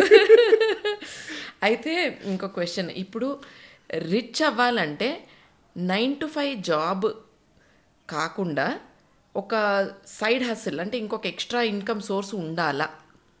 ఉంటే మంచిదండి. ఓకే, ఉండడంలో తప్పలేదు. కానీ ప్రాబ్లం ఏంటంటే రీసెంట్ టైంలో YouTube has become a spoiler. Okay, చాలా మందిని ఊరికే నువ్వు రిచ్ అవ్వాలంటే నువ్వు ఇది చేసేయాలి, అది చేసేయాలి. ఓకే, ఒకడు వస్తాడు ఒక పెద్ద సూట్ వేసుకుని ఒక మెర్సిడీస్ కార్లో, BMW కార్లో దిగుతాడు, వెనకాల చప్పలు కొడుతూ 20 మంది ఉంటారు. ఇవన్నీ సెటప్ ఉంటాయి. డిజైన్ చేస్తాడు, బయట ఆటోలో తిరుగుతాడు. ఇవన్నీ వీడియోల్లో ఉంటాయి అన్నమాట. పాపం హ్యాపీగా బతుకుతున్న లైఫ్లో నరకాలు చేయడు. సో అడిషనల్ ఇన్కమ్ ఉండడంలో తప్పలేదు. అడిషనల్ ఇన్కమ్ ఉంటే అవుతారు రిచ్. ఈవెన్ 9 to 5 జాబ్ చేసిన వాళ్ళు కూడా రిచ్ అయిన వాళ్ళు చాలామంది ఉంటారు. ఏంటంటే వాళ్ళు ప్రొఫెషన్లో ఫాస్ట్గా గ్రో అవుతారు. ఓకే, చాలామంది ఏంటంటే మల్టిపుల్ థింగ్స్ చేద్దామని ప్రయత్నించి వాళ్ళ ప్రొఫెషన్ ఏదైతే ఉన్నదో, మేజర్ సోర్స్ ఏదైతే ఉన్నదో దాన్ని ఇగ్నోర్ చేస్తుంటారు. ఇప్పుడు లెట్స్ సే ఒక 10 మంది ఒక టీంలో వర్క్ చేస్తున్నారండి, అందులో కొంతమంది ఫాస్ట్ గ్రో అవుతారు. రైట్. ఓకే, ఎందుకు మిగిలిన వాళ్ళు గ్రో అవ్వరు? మిగిలిన వాళ్ళు డీవియేట్ అంటే వాళ్ళ ఫోకస్ నుంచి డివేట్ అయిపోతుంటారు. వేరేజ్ అదే టీంలోని ఒకళ్ళిద్దరు బాగా గ్రో అయిపోతారు. ఓకే, సీనియర్ మేనేజర్స్ ఈ లెవెల్ గ్రో అయిపోతారు. వాళ్ళ ఇన్కమ్ లెవెల్ కూడా అలాగే గ్రో అవుతుంది. సో వాళ్ళ ఇన్కమ్ లెవెల్ గ్రో అవుతుంది, డిసిప్లిన్ ఉన్నది, అన్నీ సెట్ అయ్యాయి అనుకోండి, రీచ్ అవ్వడం ఈజీ. కరెక్ట్. ఓకే, అలా కాకుండా ఊరికే కాంప్లికేట్ చేసుకుని ఓకే 10 వాటిలో కాళ్ళు పెట్టి ఓకే ఎటు కాకుండా పోయేదానికంటే కూడా ఉన్న దాంట్లోని దాన్ని బెటర్ చేసుకుంటూ దాని రిలేటెడ్ స్కిల్స్ యాడ్ చేసుకోండి. ఓకే, మీరు ఒక ఐటీ ప్రొఫెషన్ అనుకోండి, ఓకే మీ స్కిల్స్ యాడ్ చేసుకోండి. అంటే దాని రిలేటెడ్గా ఇంకా గ్రో అవ్వడానికి, ఇన్కమ్ పెరగడానికి, జాబ్ రిలేటెడ్గా ప్రమోషన్ రావడానికి ఏమైనా ఎడిషనల్ స్కిల్స్ యాడ్ చేసుకోండి. అక్కడ మీకు గ్రోత్ వస్తుందంటే గ్రో లైక్ దట్. ఓకే, ఇంకా గ్రోత్ కనబట్లేదు, మీకు ఇంకేదైనా బయట మంచి ఆపర్చునిటీ ఉన్నది అండ్ టైం కూడా సరిపడా ఉన్నది అనుకోండి, there is nothing wrong in earning money. But 2 ఇన్కమ్లు ఉంటేనే డబ్బు ఉన్న వాళ్ళు అవుతారు. యూట్యూబ్లో వీడియోలు చూసి మాత్రం డోంట్ స్పాయిల్ యువర్ కెరియర్.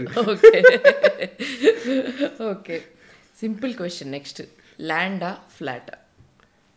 ఇన్వెస్ట్మెంటా కంఫర్టా? ఇన్వెస్ట్మెంట్కే. Investment is land any day.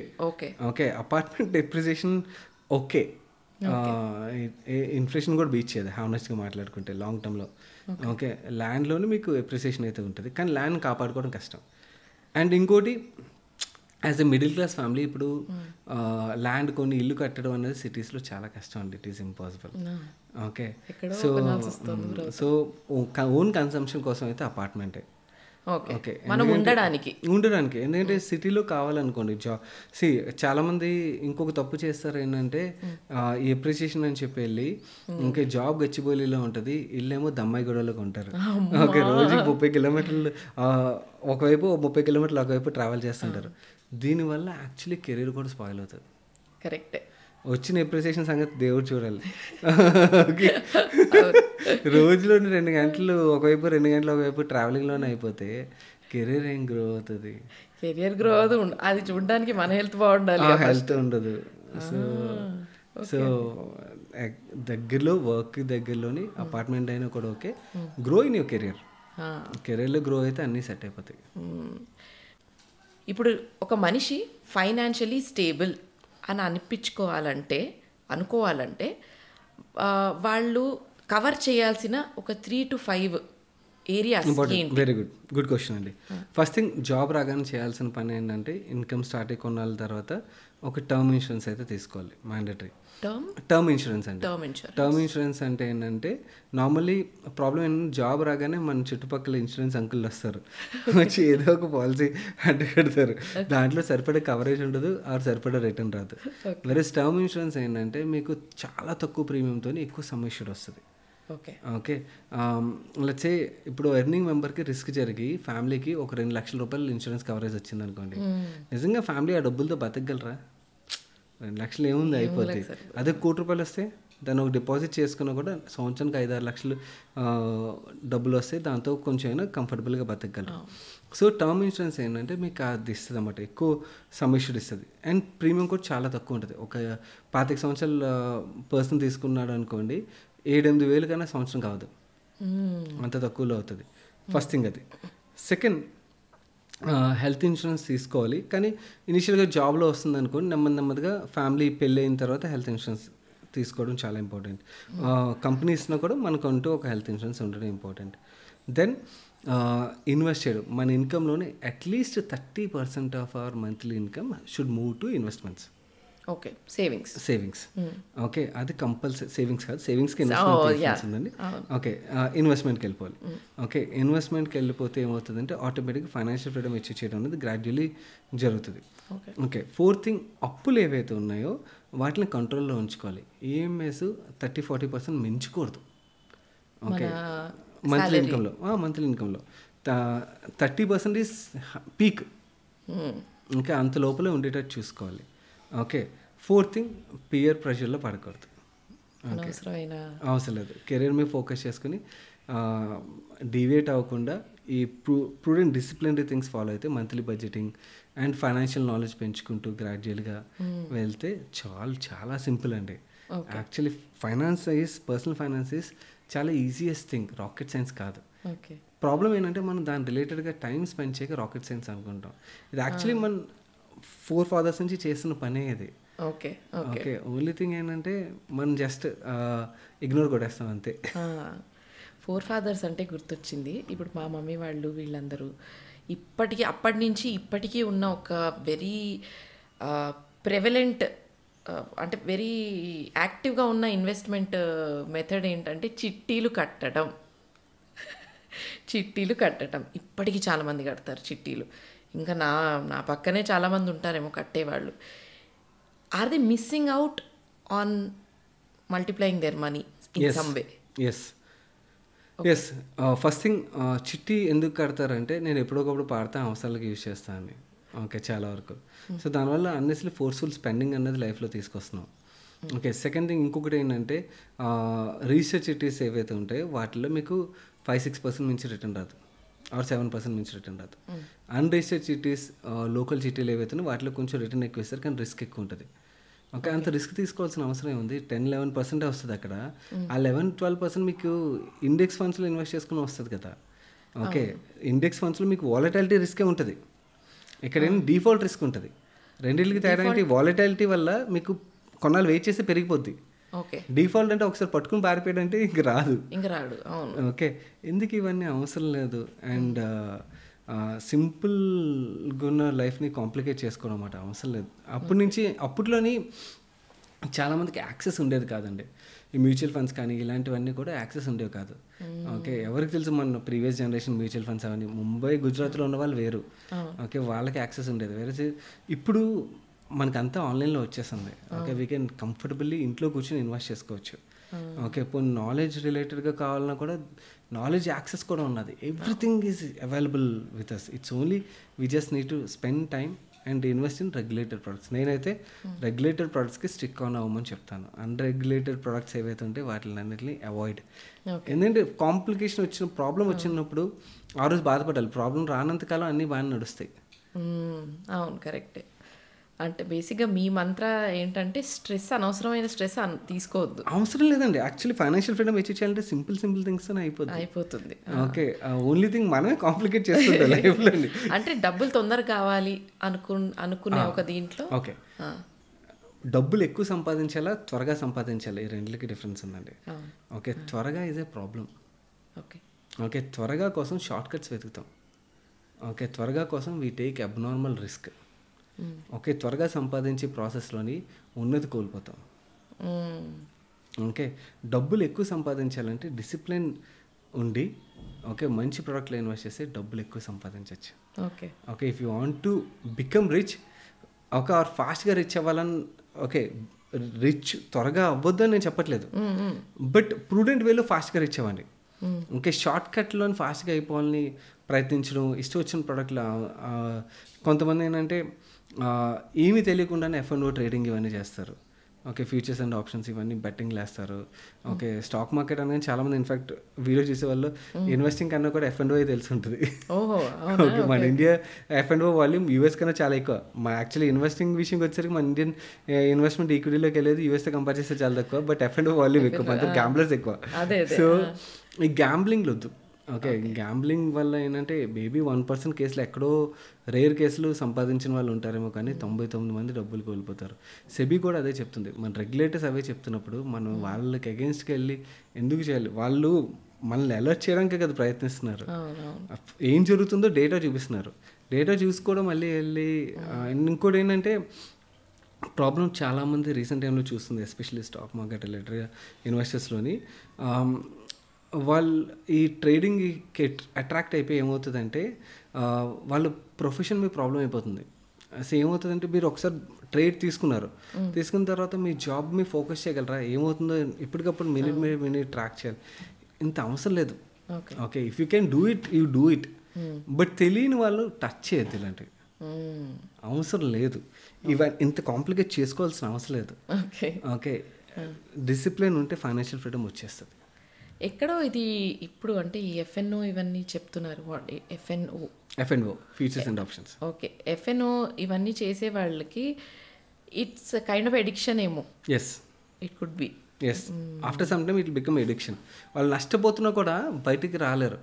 కొన్ని క్వశ్చన్స్ వస్తుంటాయి నాకు యాక్చువల్లీ మా పిల్లల దగ్గర నుంచి వస్తాయండి. ఓకే, ఏజ్లు తెలీదు, క్వశ్చన్స్ రాస్తారు. మా ఫాదర్ ఇలా F&Oకి ఎడిట్ అయిపోయారు, డబ్బులు పోతున్నాయని తెలిసినా కూడా ఆయన ఆపలేకపోతున్నాం, ఆపాలంటే ఏం చేయాలి అని. ఓకే, సో ఫ్యామిలీస్ సఫర్ అవుతాయి. అండ్ ఇంకోటి ఏంటంటే వీటిలోని లివరేజ్ అంటారు అనమాట. అంటే వాళ్ళ దగ్గర ఉన్న డబ్బులతోనే చేయరు, అప్పు తీసుకుంటారు. బ్రోకర్లు అప్పులు ఇస్తారు, ఎందుకంటే వీళ్ళు ఎంత ట్రేడ్ చేస్తే వాళ్ళకి అంత బ్రోకరేజ్ వస్తుంది. సో అప్పులు తీసుకుని చేస్తుంటారు, దానివల్ల ఇంకా కోల్పోతుంటారు. How heavy can the loss be అండి? Everything can go at one shot. ఇంకెవరికి చెప్పుకోవడానికి కూడా ఉండదు, ఏముంటుంది ఇంకా, అంతే అంతే బెట్టేశారు మీరు. అవును, my God. But is there a way to, అంటే మీరు చెప్పారు ఆల్రెడీ, కాకపోతే స్ట్రైట్ క్వశ్చన్ అడిగితే స్ట్రైట్గా ఆన్సర్ అంటే సింపుల్ వేలో, is there a way to make our money work for us instead of we running after the money? నేను investing అన్నాను కదా, ఆ ఇన్వెస్ట్ చేస్తే అదే జరుగుతుంది. మన మనీ మన గురించి పనిచేస్తుంది.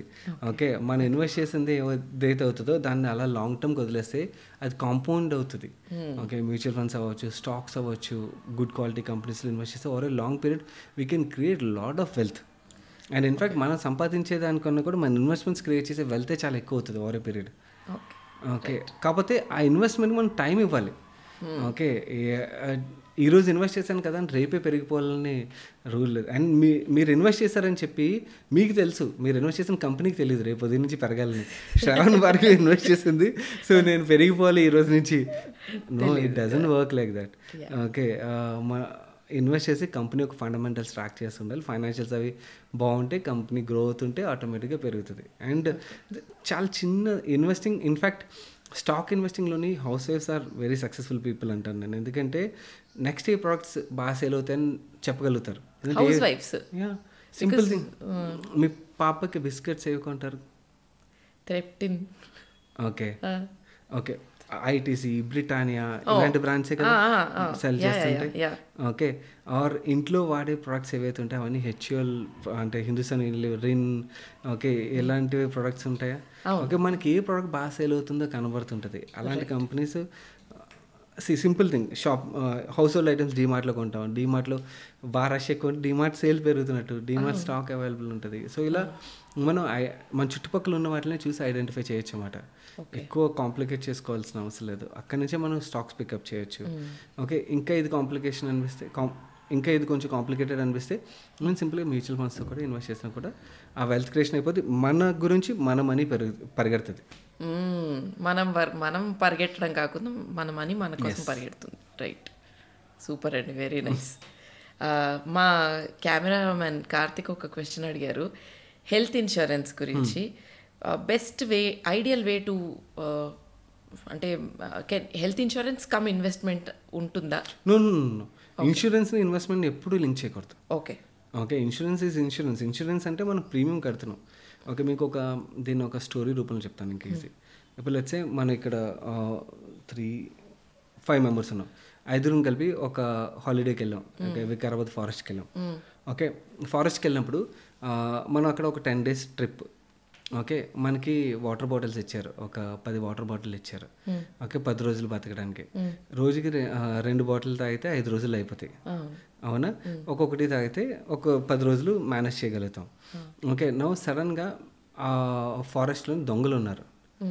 ఓకే, ఆ దొంగలు వాటర్ బాటిల్ కొట్టేస్తారు. ఓకే, కానీ లక్కీలీ అక్కడ ఒక డాగ్ ఉన్నది. ఓకే, ఆ డాగ్ దొంగల నుంచి మనల్ని కాపాడగలదు. ఓకే, ఓకే, కాకపోతే ఆ డాగ్కి మనం కొంచెం వాటర్ ఇవ్వాల్సి ఉంటుంది. Okay, will you take the dog or you will not take the dog? Will take the dog. Correct. Okay, that is your insurance. Okay, మీ రిస్క్ నుంచి చాలామంది ఆ డాగ్ని తీసుకోరు, అంటే ఆ కొంచెం వాటర్ ఇవ్వాలని చెప్పి ఓకే రిస్క్ని అలాగే వదిలేస్తారు. ఓకే, పోతే అన్ని బాటిల్ పోతాయి కదా. అవునవును.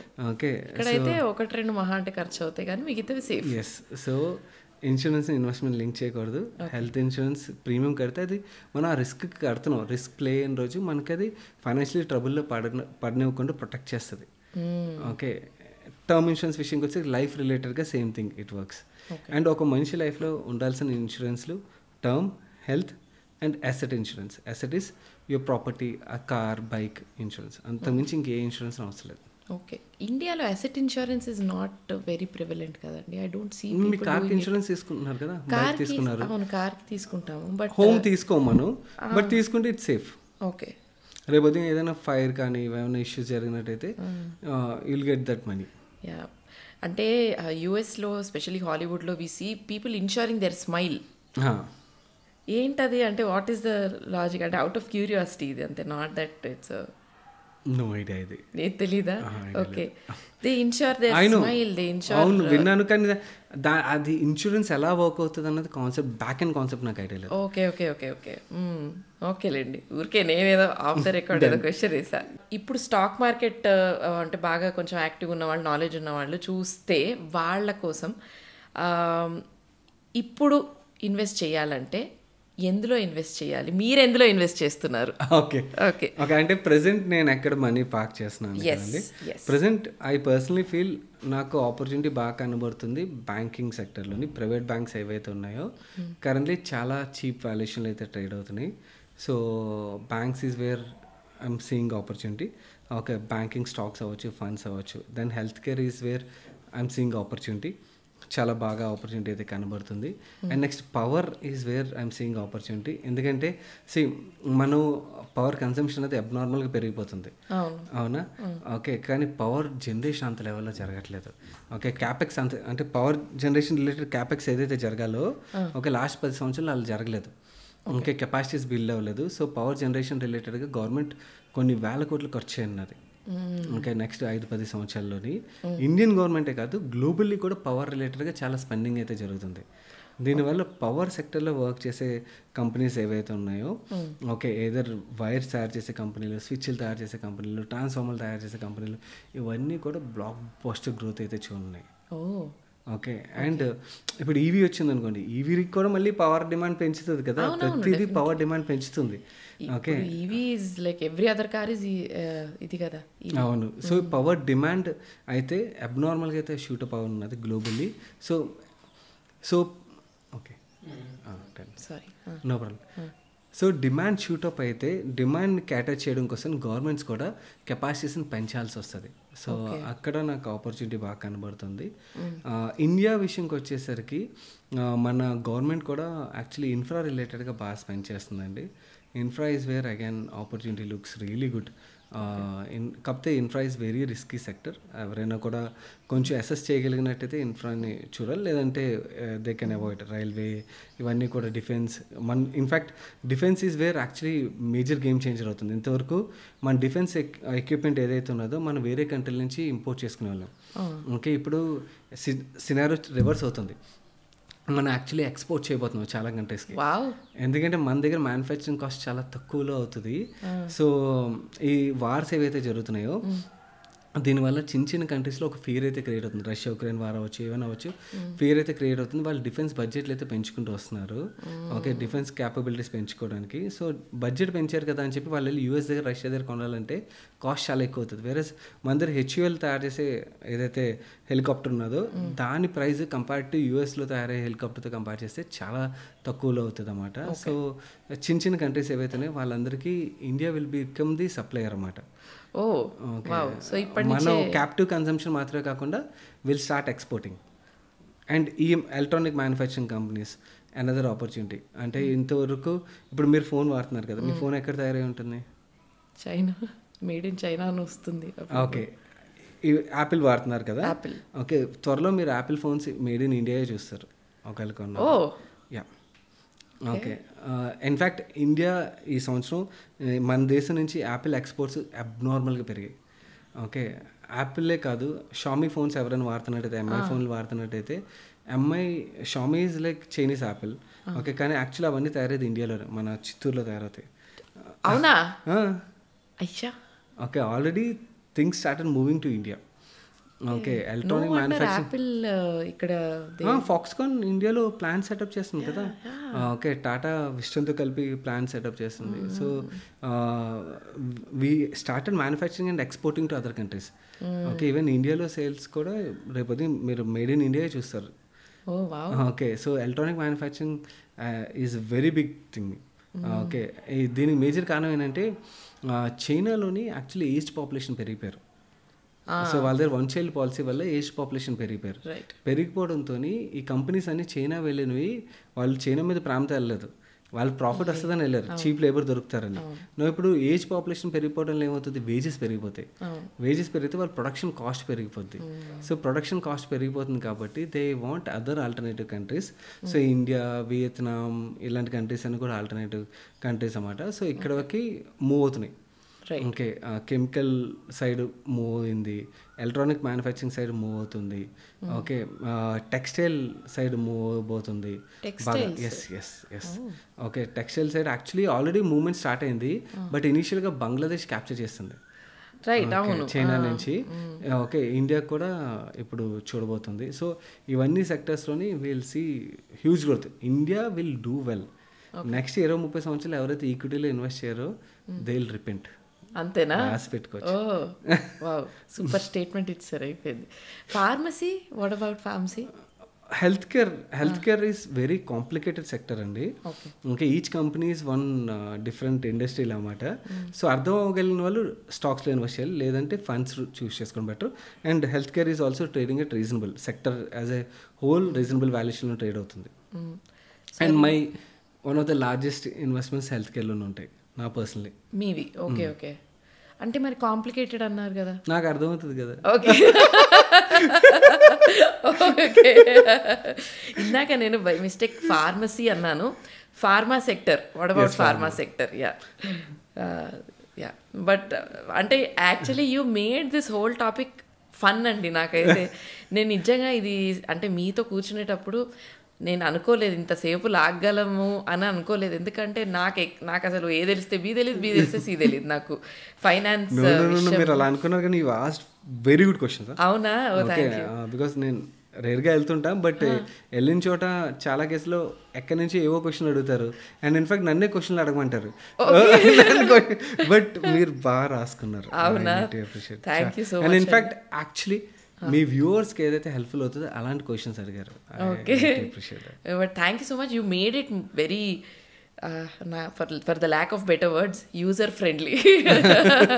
నాకు కూడా చాలా ఇంట్రెస్ట్ వచ్చేసింది సడన్గా వింటూ ఉంటే. I was able to understand, మీరు చెప్పినవన్నీ అర్థం చేసుకోగలుగుతున్నాను. And as you said female women empowerment in finance aspect అనేది కూడా చాలా బాగా ఎక్స్ప్లెయిన్ చేశారు. Health insurance story it was very interesting. తక్కువ అని అర్థమైపోయింది నాకైతే అసలు. Thank you so much Sai Krishna గారు ఇక్కడికి వచ్చినందుకు. But lastly I want to know more about Money Purse. People, you have 1.5 million followers or more than that right now. ఎంత ఇప్పుడు? 1.7 ప్లస్ అండి. నేను నెంబర్ చూడడం మానేసాను బికాజ్ ఎందుకంటే నాకు అది మ్యాటర్ కాదు యాక్చువల్లీ. ఎంతమందిని నేను ఎంపవర్ చేయగలుగుతున్నాను అనేది మ్యాటర్ నాకు. ఓకే, ఆ subscription number it doesn't make any difference. Actually Money Purse start అయింది, we never had a intention of starting a channel. Okay, నా ప్రాక్టీస్ ఉండేది ఓకే ఫైనాన్షియల్ నాలెడ్జ్ అందరికీ వెళ్ళాలి. అండ్ నేను యాక్చువల్లీ దాని ముందు చిన్న చిన్న ఊర్లకి వెళ్ళి ఎడ్యుకేషన్ రిలేటెడ్గా సెమినార్స్ కండక్ట్ చేసేవాడిని ఫ్రీగా. ఓకే, ఏంటంటే ఫైనాన్షియల్ అవేర్నెస్ పెరగాలని. అది చూసినప్పుడు చాలా చోట్ల ఎక్కువ ఫ్రాడ్ జరుగుతున్నాయని అర్థమై పేపర్లో రాయడాలు, టీవీల్లో ఫైనాన్షియల్ నాలెడ్జ్ లిటరసీ పెంచడం గురించి చెప్పడం ఇవన్నీ చేసేవాడిని. దాని తర్వాత క్యాజువల్గా ఓకే నాకు తెలిసింది ఒక యూట్యూబ్ ఛానల్లో చెప్దామని వన్స్ ఇన్ ఏ మంత్ నాకు టైం ఉన్నప్పుడు వీడియోలు అప్లోడ్ చేసేవాడిని.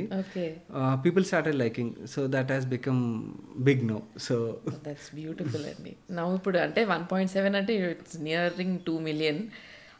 అంటే మీరు నంబర్స్ చూడరేమో కానీ బట్ మీ ఇంటెన్షన్కి ఇది బై ప్రోడక్ట్ అంతే. Yes, for your intention with which you started, this is just a byproduct. మేము హ్యాపీ అండి. ఎందుకంటే సమ్టైమ్స్ నేను చెప్తాను యాక్చువల్లీ ఈ సబ్స్క్రిప్షన్ నెంబర్ ఇవన్నిటికన్నా కూడా నాకు హ్యాపీనెస్ ఎక్కడ వస్తుందో తెలుసా? సడన్గా నడుచుకుంటూ వెళ్తే ఎవరో ఒకరు ఆటో వాళ్ళు ఆగిపోతారు, ఆగిపోయి గుర్తుపట్టి ఏడ్చుకుంటూ మాట్లాడతారు. ఓకే, మీరు చూశాను, నేర్చుకున్నాను, మా పిల్లల గురించి ఇన్వెస్ట్ చేస్తున్నాను, ఆరు నేను అప్పుల నుంచి ఇలా బయటపడ్డాను. కూరగాయలు కొన్న వాళ్ళు సడన్గా గుర్తుపడతారు. యాక్చువల్ అంటే బాగా డబ్బున్న వాళ్ళకి ఫైనాన్షియల్ అడ్వైస్ ఎలాగైనా రీచ్ అవుతుందండి. Okay, this is where it has to go. Okay, actual channel start చేసింది దానికి. సో అది రీచ్ అవుతున్నప్పుడు హ్యాపీగా అనిపిస్తుంది. అండ్ ఆ సాటిస్ఫాక్షన్ ఇస్ ఆ రోజు నాకు డిఫరెంట్ కిక్లో ఉంటాను. అవునా?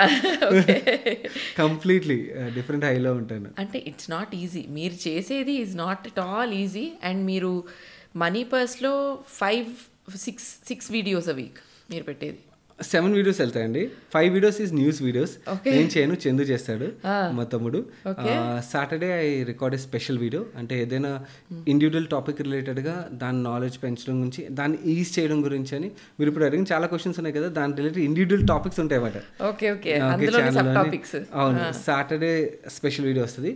సండే రోజు ఐ ఆన్సర్ క్వశ్చన్స్ వ్యూవర్స్, వాళ్ళ క్వశ్చన్స్ ఏవైతున్నాయో వాటిని ఆన్సర్ చేస్తుంటాను అనమాట. ఓకే ఓకే, బట్ అంటే మరి almost 7 days a week you are producing videos, content పెడుతున్నారు మీరు. It's not at all easy. Credit to team అండి అది. ఇన్ఫ్యాక్ట్ నా వర్క్ చాలా తక్కువ ఉంటుంది. ఓకే, నా వర్క్ ఓన్లీ రీసెర్చ్ మీద నేను వర్క్ చేస్తాను, మిగిలినంతా team credit. I have fantastic team. What is the strength of your team అండి? Now we are 12 people అండి. Okay, including my office assistant తో కూడా నేను కలుపుకుంటాను. అంటే he is also a part of our team. So మిమ్మల్ని కలుపుకున్నారా? Okay, అందరినీ. I am part of team. Okay, in fact I sit with the team. Right. Okay, so ఇందులోని most of them research రిలేటెడ్గానే work చేస్తారు. ఎందుకంటే మేము చాలా వరకు ఇన్హౌసే research చేస్తాం. కంపెనీ రిలేటెడ్గా ఏమి నాలెడ్జ్ పెంచాలన్నా ఆర్ ఇంకేదైనా కూడా దాని రిలేటెడ్ కంటెంట్ వెళ్ళి ఇన్హౌసే వర్క్ చేస్తాం అన్నమాట. సో రీసెర్చ్ సైడే ఎక్కువ మంది వర్క్ చేస్తారు టీం అంతా. ఎడిటింగ్ 3 ఉన్నారు, they take care of editing part. ఓహోహో, బట్ అంటే you are growing strong day by day.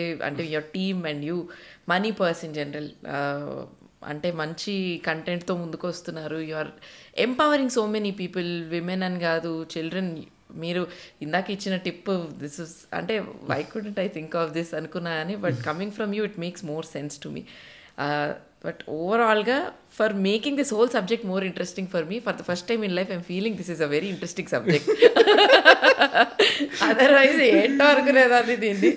But thank you so much for coming and you know sitting for so long on flip side podcast అండి. Best wishes for your podcast అండి. Actually నేను interviews already release అయినవి చూసాను, చాలా బాగున్నాయి. You're doing really wonderful job. Continue చేయండి. And actually people are interested in listening to podcast. That trend is growing and I know you'll do really good. Thank you so much Andi. Thank you. Thanks for inviting me to Flipside with Shravan Bhargavi show. My pleasure. I thoroughly enjoyed the show. You asked very good questions. Guys, మీలో ఎవరైనా కూడా channel ఇంకా subscribe చేయనట్టయితే వెంటనే subscribe చేయండి. చాలా మంచి పాడ్కాస్ట్లు అయితే రానున్నాయి. There is good lineup and all the best for this show అండి. థ్యాంక్ యూ సో మచ్ అండి. ఆల్సో చెప్పాల్సిన అవసరం లేదు, please subscribe to money purse channel also. You will get really good tips and finance అనేది చాలా easy subject అయిపోతుంది మీకు.